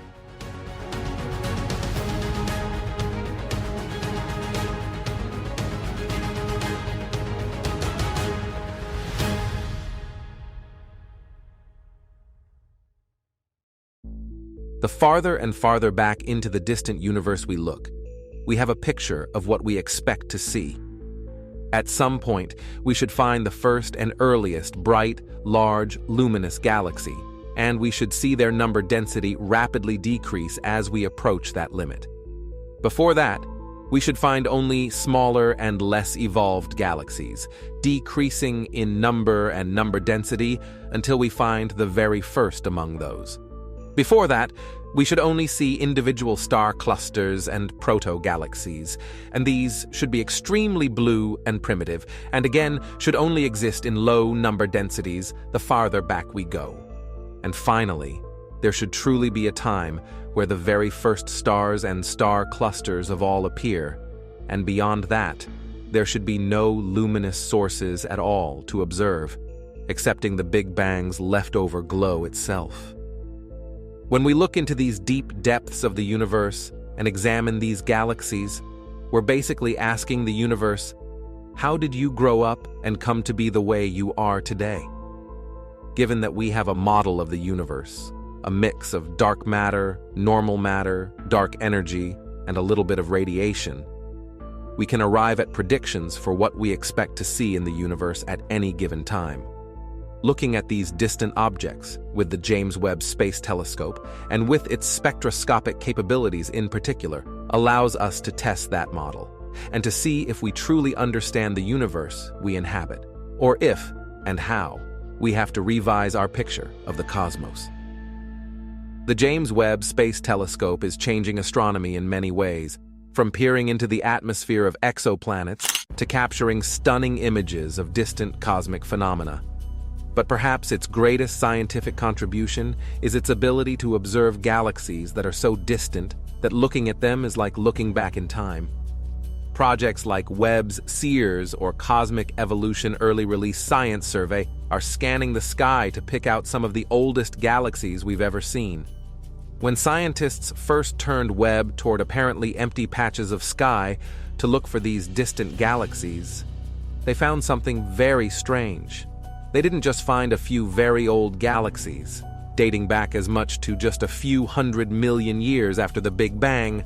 They found far more of these galaxies than anyone had predicted. According to Michaela Bagley of the University of Texas, one of the leading SEERS researchers, the theoretical models didn't predict that these should be there. We still don't yet know how you can see a galaxy that bright, that early. One particular galaxy jumped out of the SEERS data straight away. Maisie's galaxy, named after the daughter of Stephen Finkelstein, one of the researchers, is 13 billion years old, making it one of the oldest galaxies ever observed. And it is much brighter and much bluer than anyone predicted. As Bagley said, when we found Maisie's galaxy, the surprising part was, how is it in the universe? It's exciting that this is the universe we live in. It's a universe with a ton more galaxies than we thought. Webb is able to detect extremely distant galaxies because its instruments operate in the infrared wavelength. A small handful of extremely distant galaxies had been detected previously by the Hubble Space Telescope, which operates primarily in the optical light wavelength, which is equivalent to what human eyes can see. But as galaxies move further and further away from us, due to the expansion of the universe, their light is shifted toward the red end of the spectrum in a process called redshift. The extremely distant galaxies that early universe researchers are interested in have light that is redshifted so far that it is no longer visible in the optical and can only be seen in the infrared. So Hubble's instruments were pushed to the limits to detect even a few of these galaxies, while Webb was able to detect many of them incredibly quickly, within a few days of the telescope beginning its science operations. When discussing these galaxies, scientists typically talk about them in terms of their age rather than their distance. You'll see researchers describe a galaxy as being from the first few 100 million years after the Big Bang rather than being located billions of miles from Earth. That's also because of the expansion of the universe, which creates a moving frame of reference that makes it hard to describe distance meaningfully. Examples include galaxies like Maisie's galaxy, which is described as being 13 billion years old. The light has traveled 13 billion years to get to us, but if we could see Maisie's galaxy today, it is much, much further away because in that time, the universe has kept expanding and accelerated its expansion. The time the light has spent traveling to us gives us more concrete information about when in the universe we're observing these galaxies. Initial estimations of the redshift, and thus age, of Maisie's galaxy were based on photometry, which works by analyzing brightness in images while using a small number of wide-frequency filters. These calculations suggested the galaxy had a redshift of 11.8, but Finkelstein and the SEERS team wanted a more accurate age estimation. To do this, they made follow-up observations with James Webb's Near-Infrared Spectrograph, or NIR-SPEC for short. This allowed Finkelstein and colleagues to look at spectral lines created in light data, dictated by the absorptions and emissions of chemical elements at specific wavelengths. From there, they could pinpoint the actual redshift of Maisie's galaxy. It appeared to be 11.4. This means Maisie's galaxy is technically seen more recently in the universe than initially estimated, by a factor of tens of millions of years. Nonetheless, it is still considered immensely old. The James Webb captured the galaxy as it was just 390 million years after the Big Bang. This impressive age places Maisie's galaxy among the 4 oldest galaxies in the universe that have had their ages confirmed by spectroscopy, a technique that splits light into its component frequencies to better reveal its brightness, heat, and chemical composition. While such galaxies don't yet pose problems for leading models of cosmology, they suggest galactic formation began earlier and proceeded faster than expected in the universe, which theorists had previously predicted began churning out galaxies at the ripe age of 1 billion years after the Big Bang. As Fabio Pacucci of the Harvard-Smithsonian Center for Astrophysics said, "We're seeing a rise of massive galaxies faster than we thought previously." The ages of some of these early galaxies are estimated at just tens of millions of years.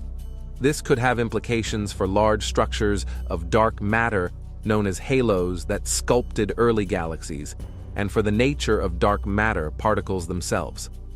One of the big open questions is, what is dark matter, says Sandro Ticella of the University of Cambridge.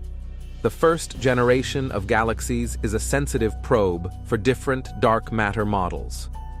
On the other hand, we should be cautioned that some problematic and potentially model-busting early universe candidate galaxies still remain. Scientists had already produced models of what early galaxies would be like, and Webb contradicted them almost immediately. As soon as James Webb began looking for early galaxies, it found far more of them than anyone had predicted, and found that they were much brighter too. Light is a double-edged sword in the context of these galaxies. It's what lets us study the galaxies. But there's so much more of it than astronomers would have expected. The brightness of a galaxy can be related to its mass, because a galaxy's light comes from stars.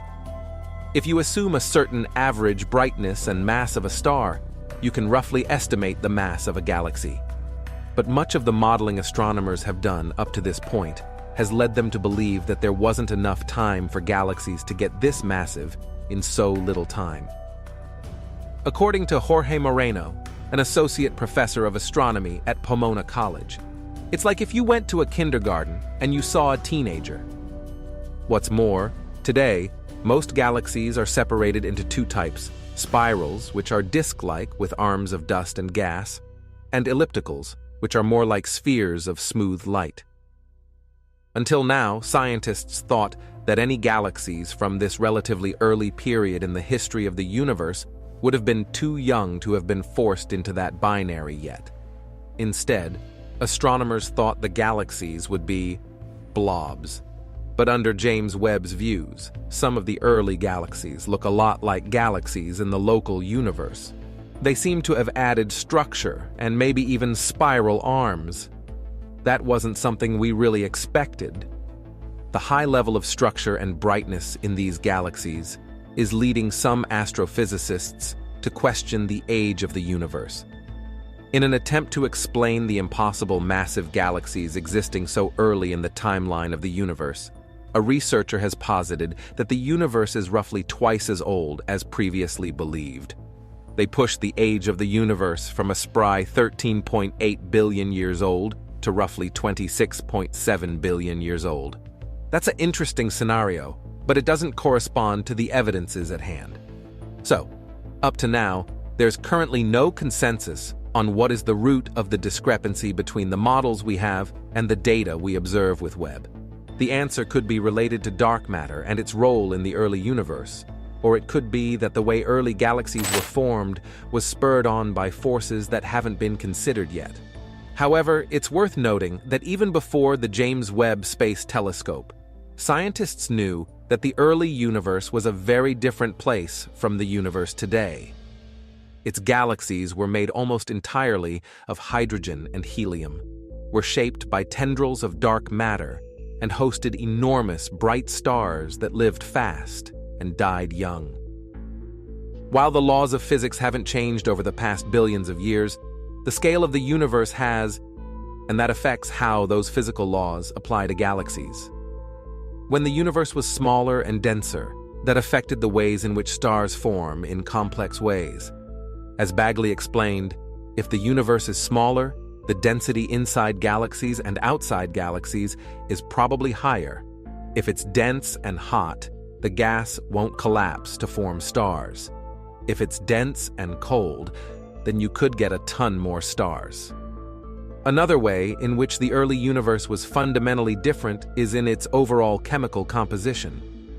Heavy elements like metals were almost entirely absent in the early universe, because these elements were primarily formed within stars and spread by their explosive deaths, called supernovae.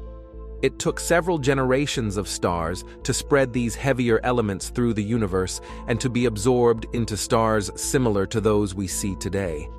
The hypothetical earliest stars in existence are referred to as population 3 stars. Today's young stars are population 1 stars, and the numbering counts backward in age. They were much bigger, heavier, and bluer than stars today, and they gave off more ionizing radiation. Those differences are because of the way stars generate heat and light in a process called fusion. If a star is made only of hydrogen and helium, to do fusion, the star has to be hotter and denser than a star that has carbon, nitrogen, oxygen, Bagley explained. There's a different chemical pathway to create fusion, and that requires a larger size and more mass to support it. No one has ever observed a population 3 star before, and finding one is one of the holy grails of modern astronomy. But scientists believe it could be possible to find one using Webb.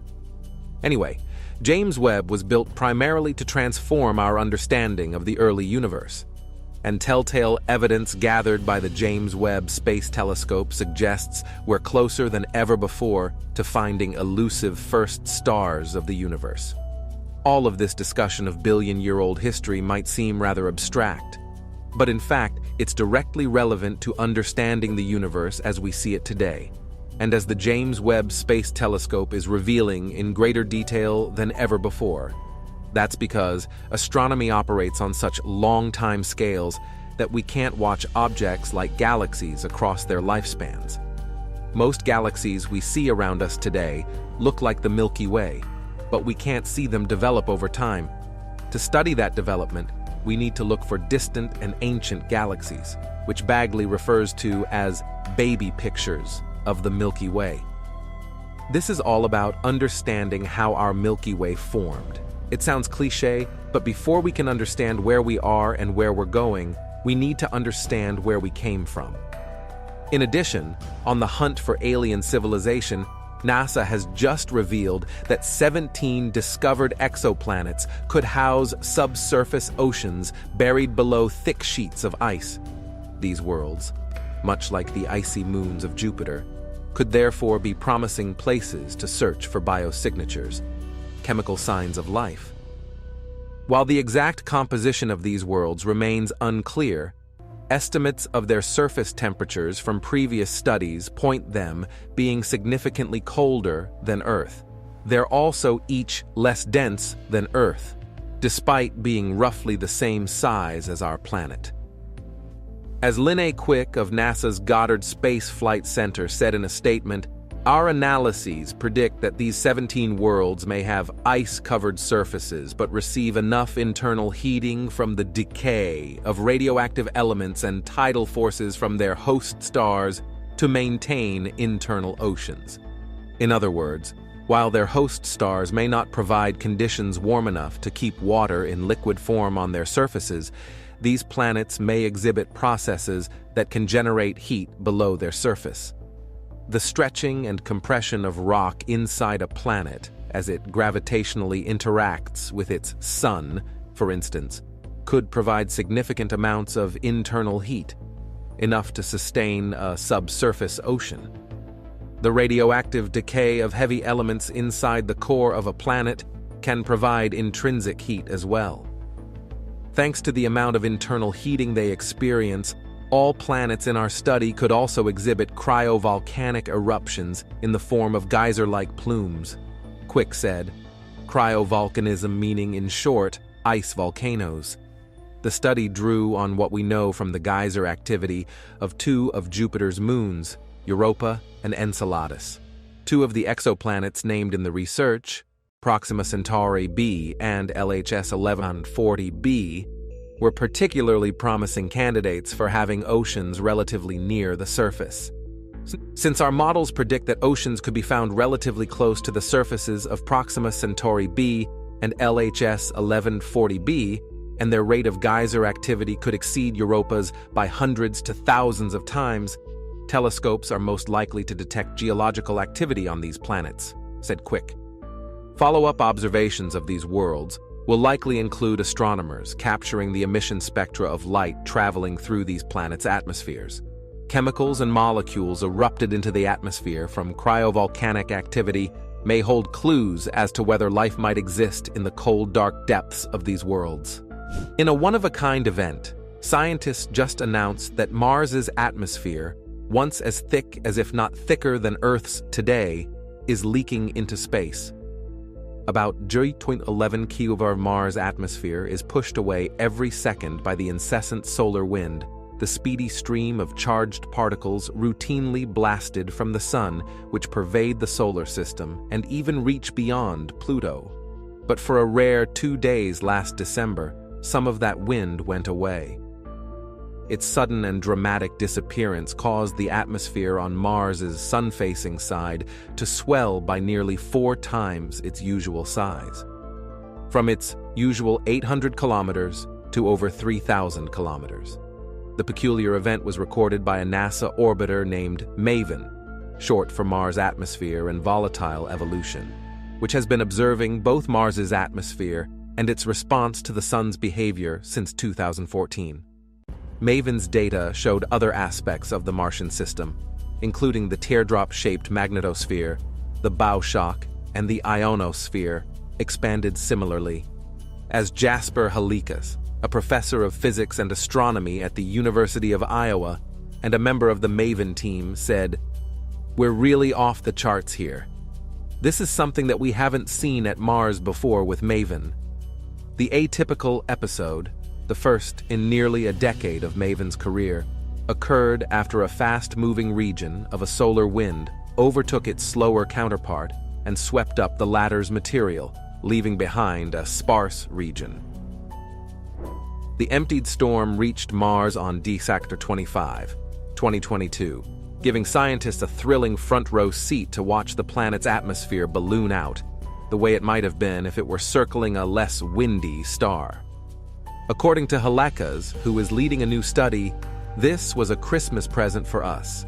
Nature set up this perfect science experiment. With MAVEN's data of the unexpected dynamics on Mars, Halikas and his colleagues studied how extreme solar events and their absence influence the planet's atmosphere, an insight valuable to understanding its evolution. The findings also have implications for our understanding of Earth-like planets outside our solar system and how they interact with their host stars, the team shared on Monday. We could look under the hood at what physics is going on, how the dynamics are working, and really get a sense of those details, said MAVEN team member Skylar Shaver of the Laboratory for Atmospheric and Space Physics in Boulder.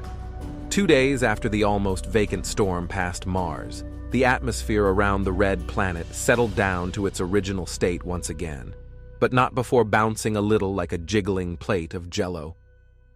A similar storm struck Earth in 1999, when our planet's atmosphere grew to 5 times its normal size.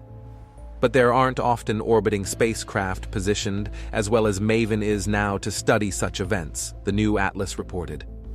Shannon Curry, the principal investigator for the MAVEN mission, suspects events like this were common during Mars' early evolution 3 to 4 billion years ago, when our sun was more fiery than it is now and perhaps blasted out storms once a week or even every day.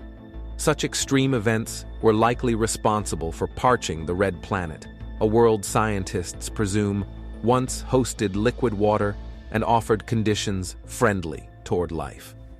Extrapolating the latest MAVEN data to study Mars' evolution through time could shed light on how much its atmosphere eroded away and how fast the planet dried up, Curry said. Curry added events like this may occur multiple times in the next 2 years as the sun's activity climbs to its peak, expected to occur in July 2025, if not late next year. Last, as a piece of good news, the Hubble Space Telescope, following a string of setbacks concerning one of its directional instruments, has now resumed its job of capturing deep space images. NASA confirms that in a statement posted to the Hubble Space Telescope blog. The telescope's issues all began on November 19th, when one of the iconic observatory's 3 gyroscopes, a trio that live on from an original set of 6, began providing faulty readings. In general, gyroscopes are devices that use either circulating beams of light or rapidly spinning wheels to help scientists make sure an object is facing the direction they want it to face. Incorrect gyroscope readings on the Hubble telescope, as you might imagine, can therefore drastically affect science measurements. To image a specific spot in deep space with this Earth-orbiting telescope, you'd have to make sure it's actually facing that spot in deep space. Thus, Hubble entered safe mode on November 19th, something that's programmed to happen automatically when certain issues arise with the observatory. The team, however, was able to bring it back online the following day. But things weren't looking good shortly after, when gyro issues sent Hubble into yet another safe mode situation on November 21. The team brought Hubble back once more, shortly after that, only for the beloved telescope to retreat into its dark corner once again on November 23rd.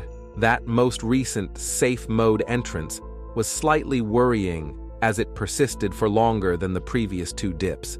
It wasn't too worrying though, because, first of all, this isn't the first time Hubble's gyros have raised issues leading to a shutdown. And secondly, maybe most importantly, the observatory can actually function with only 1 gyroscope. The team just uses 3 because it maximizes efficiency. Though it's been over 3 decades since Hubble began exploring the vibrant reaches of our universe, and though a new observatory in town has been catching most of the spotlight recently, this Reynolds Wrap-looking telescope is surely not finished yet. That's all the information that we have for you today. Don't forget to give us a thumbs up if you enjoyed today's episode, subscribe if you haven't already, and hit the bell so you never miss out on future episodes. And be sure to also tell us what you think about today's content. Everyone's support motivates us to continue delivering quality content and to always improve. As always, thanks for watching, and we will see you next time. Time and space are like a fabric, like rubber, like a trampoline net. Turn this trampoline net into a pretzel and allow yourself to go backwards in time. Experiencing time is one of the weird parts of our lives. Often, there's just not enough of it. Other days, there's way too much time on our hands. And no matter what, it keeps going forward, like an inexorable tugboat, pulling us through emotional experiences and physical transformations. We are left with memories of what has been, unable to change anything, unable to jump forward and see what'll happen next. However, such a common experience of time may not be what it appears to be. One of the most influential physicists to have ever lived, Albert Einstein, once stated, "People like us who believe in physics know that the distinction between past, present, and future is only a stubbornly persistent illusion." In other words, time is an illusion. Following in Einstein's footsteps, Michio Kaku, a renowned physicist, shook the very foundation of our understanding when he claimed that time does not exist. His audacious statement, supported by fascinating discoveries from the James Webb Space Telescope, has not only provoked a heated debate, but also unlocked a world of fresh opportunities. Join us as we dig deep into a space-time riddle that's going to turn your world upside down. From the beginning of the universe to the present day, time is one of the few things we regard as regular and unchanging. Time works by measuring periods between the past, present, and future. But that's a simple, albeit vague, answer to an incredibly complex topic. Time is all around us and is the basis of how we record life on Earth. Civilizations rise and fall, stars are born and extinguished, and our method of tracking how those moments relate to the present remains unchanged. But time is not as constant nor as simple as it may seem. In the 17th century, physicist Isaac Newton saw time as an arrow fired from a bow, traveling in a direct, straight line and never deviating from its path. To Newton, 1 second on Earth was the same length of time as that same second on Mars, Jupiter, or in deep space. He believed that absolute motion could not be detected, which meant that nothing in the universe had a constant speed, even light. By applying this theory, he was able to assume that if the speed of light could vary, then time must be constant. Time must tick from 1 second to the next, with no difference between the length of any 2 seconds. This is something that it's easy to think is true. Every day has roughly 24 hours. You don't have one day with 26 and one with 23. However, in 1905, Einstein first put forth his new theory of relativity, and this forever changed how we think of space and time. Space isn't fixed like a three-dimensional grid, with universally agreed-upon distances between any 2 points. Nor is time a continuously flowing entity, where you can sync up your clocks, move anywhere you like, and be confident that your clock reads the same as anyone else's. Instead, we experience space and time as relative. Your motion through space affects your motion through time, and vice versa. This was the core idea behind special relativity, which led us to discard our older ideas of absolute space and absolute time, instead replacing them with the notion of space-time. As you move through space relative to another observer, your clocks appear to run differently, according to Einstein's laws. Special relativity works perfectly for all observers, whether they're at rest or in motion, and represented an enormous leap in understanding our universe over Newton's original laws of motion. But this idea, brilliant though it was, didn't include gravity. The old Newtonian picture of gravity was inherently tied to absolute notions of distances and times, and was incompatible with the notion of space-time. It took over a decade for Einstein to bring gravity into the fold, taking us from special relativity to general relativity, incorporating matter and energy into the equation. Instead of the flat space-time of special relativity, the presence of matter and energy allowed for space and time to be dynamic entities. No longer bound to be static, the universe could expand or contract, depending on what was in it. Matter and energy told space-time how to curve, and that curved space-time dictated how matter and energy would move. This relationship, first put forth more than 100 years ago, has been tested by an enormous suite of experiments and observations, with Einstein's theory passing each and every one. General relativity applies not only to the gravity we find on Earth and elsewhere in the solar system, but on vast cosmic scales that dwarf our own, galaxies, clusters of galaxies, and even to the entire universe itself. This last part is particularly fascinating. If we take a universe that's uniformly filled with matter and energy, including a combination of different forms of matter and energy, that universe must either expand or contract. It cannot remain in a static state for more than an instant, even if it starts off in one. In 1922, Alexander Friedmann demonstrated this, deriving from Einstein's theory the Friedmann equations, the equations that govern the expansion of the universe. The very next year, Edwin Hubble measured the distance to Andromeda, determining that this spiral nebula was in fact its own galaxy, far beyond and outside the Milky Way. Subsequently, we measured distances to large numbers of galaxies, while also independently obtaining measurements of the light coming from them. What we found, almost universally, was the following. First, the farther away a galaxy was, the redder its light was.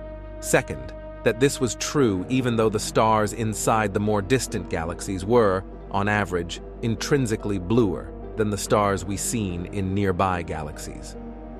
Third, the explanation for this was consistent with the idea that light, emitted by galaxies with the same frequencies and wavelengths that light is emitted by here in our own galaxy, was being redshifted by the expansion of the universe.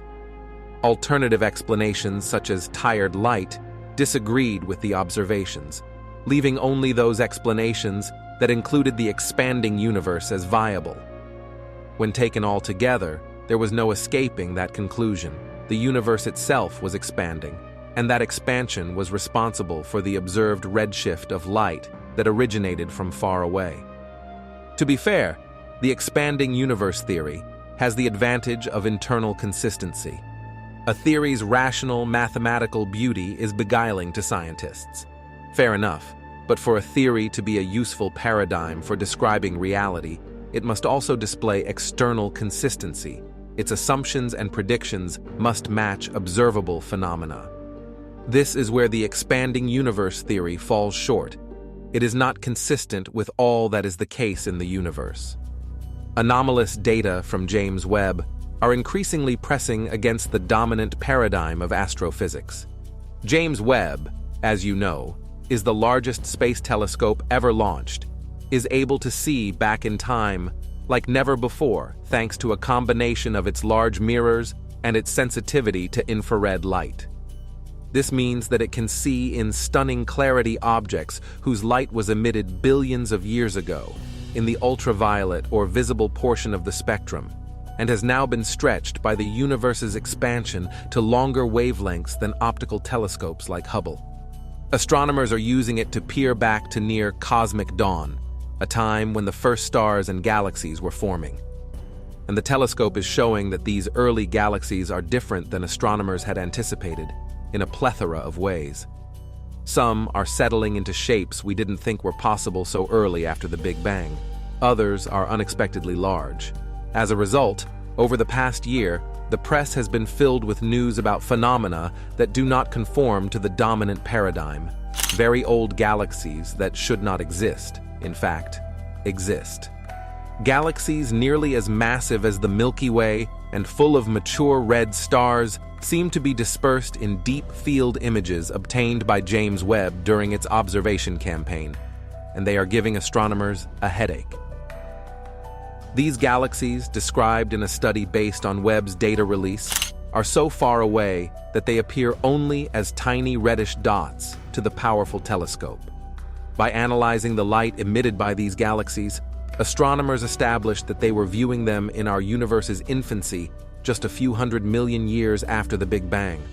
Such early galaxies are not in themselves surprising.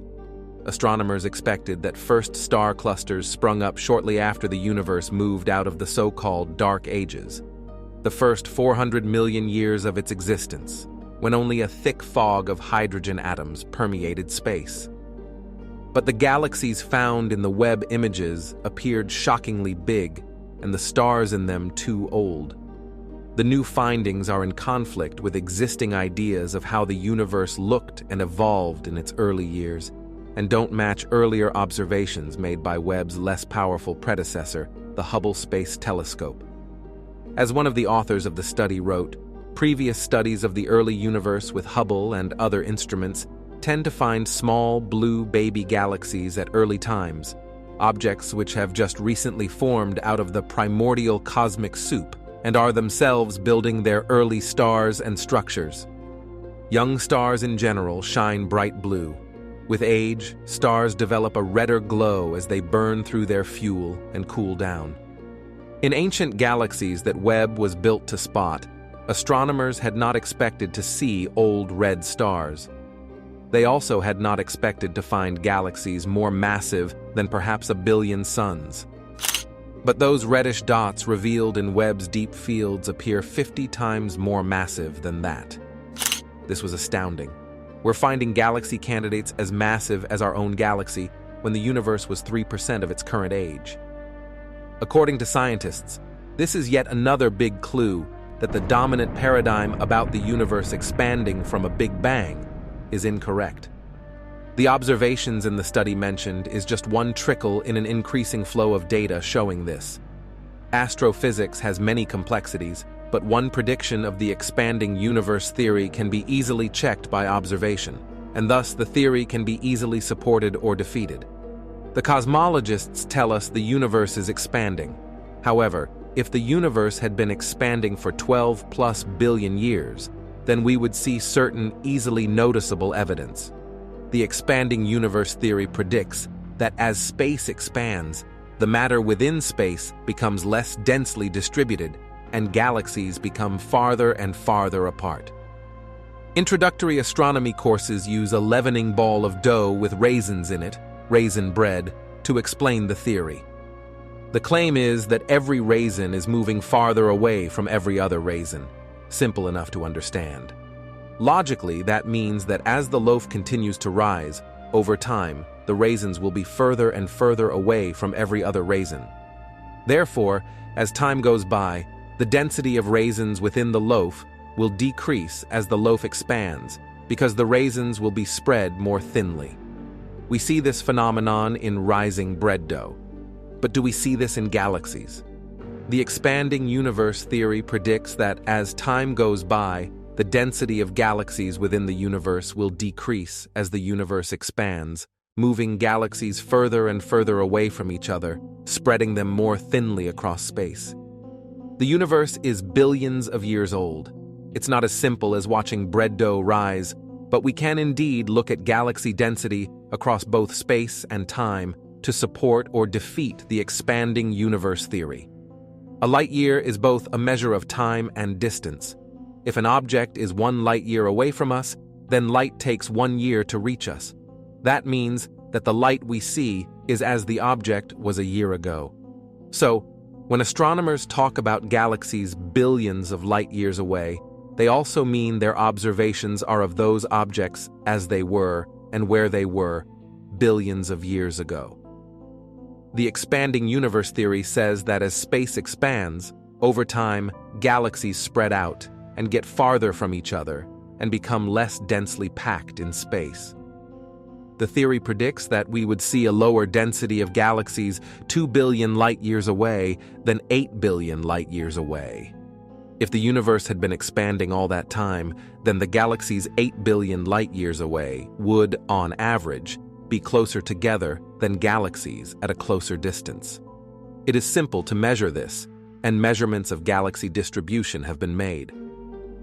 All surveys show that there is no significant change in the relative density of galaxy distribution across the universe, which means no difference over space or time. There is clumping in the universe, where there are spots of greater matter density. However, the level of this clumping is the same at all distances. The density of galaxies in regions 8 billion light-years away is not different from the density of galaxies in regions 2 billion light-years away. Take any two distances and the same is true. Thus, since distance in space equals distance in time, the observations confirm that the density of galaxies 8 billion years ago is not different from the density of galaxies 2 billion years ago. Therefore, we must conclude that the expansion theory is contradicted by the evidence. In other words, James Webb's unexpected findings have led some scientists to question the very fundamentals of the Big Bang theory and explore alternative explanations for the structure and evolution of the cosmos. Another profound question raised by James Webb's observations is the age of the stars within the distant galaxies. According to the Big Bang theory, the galaxies farthest away in the Webb images represent a cosmic snapshot from around 400 to 500 million years after the universe's birth. However, some of these galaxies appear to house stars that are over 1 billion years old. This presents a significant problem, as nothing should be older than the Big Bang itself. Furthermore, the abundance of galaxies, some as massive as the Milky Way, just a few 100 million years after the Big Bang, challenges the notion of a cosmic dark age as predicted by the theory. These discrepancies in age raise important questions about the origins and evolution of the universe. All of this begs the question, has James Webb disproven the Big Bang? Before answer this question, you should know that the Big Bang Theory's predictions have been reliably wrong for decades. It's wrong about the cosmic microwave background, its temperature and smoothness. Wrong about the scale of the largest structures in the universe. Wrong about the abundance of lithium and helium. Wrong about the size, age, and brightness of distant galaxies. But instead of abandoning the theory, cosmologists have modified it many times to fit what has already been observed and to smooth over previous contradictions as precisely as the emperor's new clothes. The classic standard model required two conceptual pieces. The first, as told, was the stage on which the drama of cosmology would play out, and it came in the form of Einstein's general theory of relativity. What we get from general relativity is a space-time that expands continuously starting just after the Big Bang. Into that expanding space-time, the classic standard model then poured all the matter and energy described in another standard model, the one associated with particle physics. The central tenet of classic Big Bang cosmology was that the universe began as a super-hot, super-dense soup of fundamental particles. These particles were described in the standard model of particle physics and included things like quarks, electrons, photons, and other actors. Which particles you deal with depends on when you begin the story. As you go farther back in time, you run out of data from particle physics experiments to guide your descriptions. Using the standard model of particle physics, the classic version of the standard model of cosmology then follows the soup of particles and energy as the cosmos expands, cools, and thins out. The model made many predictions, but its first and most stunning validation came in 1964, when astronomers discovered the universe was filled with fossilized light left over from a few 100,000 years after the Big Bang. Cosmic microwave background radiation, or CMB, became one of cosmologists' most important resources in pushing the bounds of their understanding. In time, CMB introduced a number of problems or paradoxes to haunt the classic standard model. The most pressing of these was the smoothness of the background radiation. CMB looked the same no matter where astronomers directed their gaze. This implied conditions across widely separated regions of the early universe were identical. It was like looking at the weather to find every city on the planet had the exact same temperature. Either a miracle occurred in the early universe, or the cosmic microwave background smoothness had a deeper explanation. Since physicists do not like miracles, they sought the deeper explanation. What they came up with in the 1980s was inflation.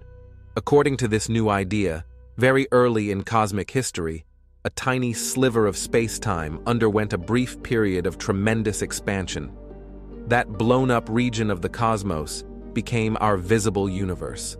Inflation, driven by a hypothetical unknown quantum energy field, was so successful at accounting for CMB and the other paradoxes of the classic model that it became the base of the new, modern version of cosmology.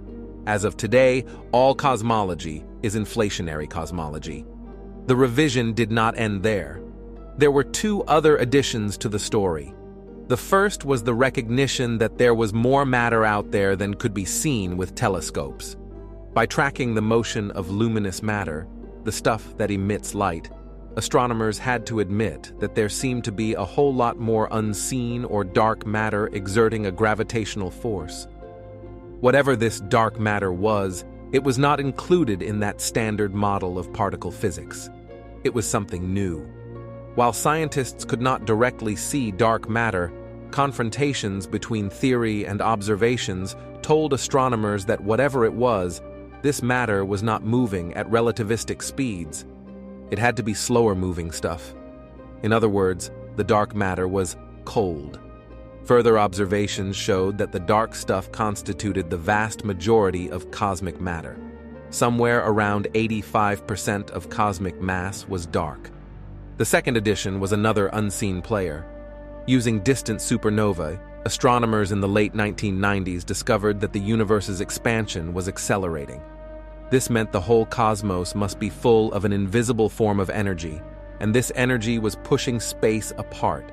This dark energy constituted a full 75% of the universe's total energy budget. Inflation, cold dark matter, and dark energy are key players in the modern version of cosmology's standard model. Sometimes called inflationary cosmology, and sometimes labeled the LCDM model. This is the story every student must learn and master. What they also will learn is the remarkable concordance between the model and observations. On top of all the successes of the classic version of cosmology's standard model, the modern version matches key features of ultra-high-resolution maps of the CMB. It also explains features seen in the large-scale distribution of galaxies. Without doubt, the modern standard model of cosmology is a triumph of the scientific process. However, on the other hand, the Big Bang Theory is also kind of a kludge. The modern standard model seems to glue together a bunch of disparate parts without any overarching theoretical structure. Take inflation and dark energy. In both cases, we have a form of pervasive energy that pushes space apart. Inflation does it really fast and then dissipates. Dark energy does it much slower and does not dissipate. As far as we know, these forces have nothing to do with each other. Inflation was invented in the 1980s to solve a particular set of problems, especially CMB smoothness. Dark energy was added later on to solve another issue, cosmic acceleration. Likewise, dark energy and dark matter are in no way related, and they do not appear in the standard model of particle physics. The dark components were forced into the picture based on observations. But they don't fit into anything else we know. Add all this up, and there are reasons to wonder about the modern version of the standard model. It is impressive, and its accounts match up to lots of data with astonishing accuracy. But much of it also seems cobbled together out of necessity. It is not hard to imagine some future physicist laughing at the idea of dark matter or dark energy because some cleaner, simpler theory did away with them. So, is there such a theory out there, waiting to be found? Is our standard model just a placeholder for something so different we won't even recognize the old ideas within the ideas yet to come? Only time will tell. Regardless, free and open debate is essential to obtaining scientific truth. It is long past time for cosmologists to throw off this self-censorship and say openly that the Big Bang and expansion theory may be entirely wrong. It is also way past time to stop ignoring the alternative, that the universe is evolving but not expanding, and that there was no hot, dense state of the cosmos nor an origin for the whole cosmos. Scientists should not hesitate further. A rescue ship, no Big Bang, is standing close by at the ready. Time to get on board and chart a new course for the science of the cosmos. And of course, as we delve deeper into the mysteries of the universe, we inevitably encounter the perplexing concept of time. One of the most intriguing concepts in this realm is the existence of wormholes and black holes. These cosmic phenomena have been the subject of countless scientific studies and have sparked the curiosity of both experts and the general public. Wormholes, often referred to as Einstein-Rosen bridges, are hypothetical tunnels that connect different points in space-time. They are believed to be shortcuts that could potentially allow for travel between distant regions of the universe, or even different dimensions. While the existence of wormholes remains purely theoretical, their study has provided valuable insights into the nature of space and time. Black holes, on the other hand, are celestial objects with such immense gravitational pull that nothing, not even light, can escape their grasp. These cosmic behemoths are formed from the remnants of massive stars that have collapsed under their own gravity. The intense gravitational forces within a black hole create a region of space-time where time itself becomes distorted. Scientists have theorized that the extreme conditions near the event horizon of a black hole could potentially allow for time travel. The concept of time dilation suggests that time passes differently in the vicinity of a black hole compared to the outside world. This phenomenon has been explored in various works of science fiction. but its scientific validity is still a topic of debate. While wormholes and black holes offer fascinating possibilities for time travel, they also present significant challenges. The immense gravitational forces and extreme conditions near these cosmic phenomena make them incredibly dangerous and difficult to study. Additionally, the technology required to harness their potential remains purely speculative. Despite the uncertainties and complexities surrounding wormholes and black holes, scientists continue to delve into these enigmatic concepts. The quest to understand the mysteries of time and explore the possibilities of time travel pushes the boundaries of human knowledge and fuels our collective imagination. In conclusion, wormholes and black holes represent intriguing avenues for exploring the mysteries of time. While their existence and practicality for time travel remain uncertain, the study of these cosmic phenomena expands our understanding of the universe and challenges our perception of the nature of time itself. Besides that, note that although the concept of time as a dimension challenges our intuitive understanding, it offers a new lens through which to explore the mysteries of the universe. It opens up questions about the nature of free will, determinism, and the possibility of time travel.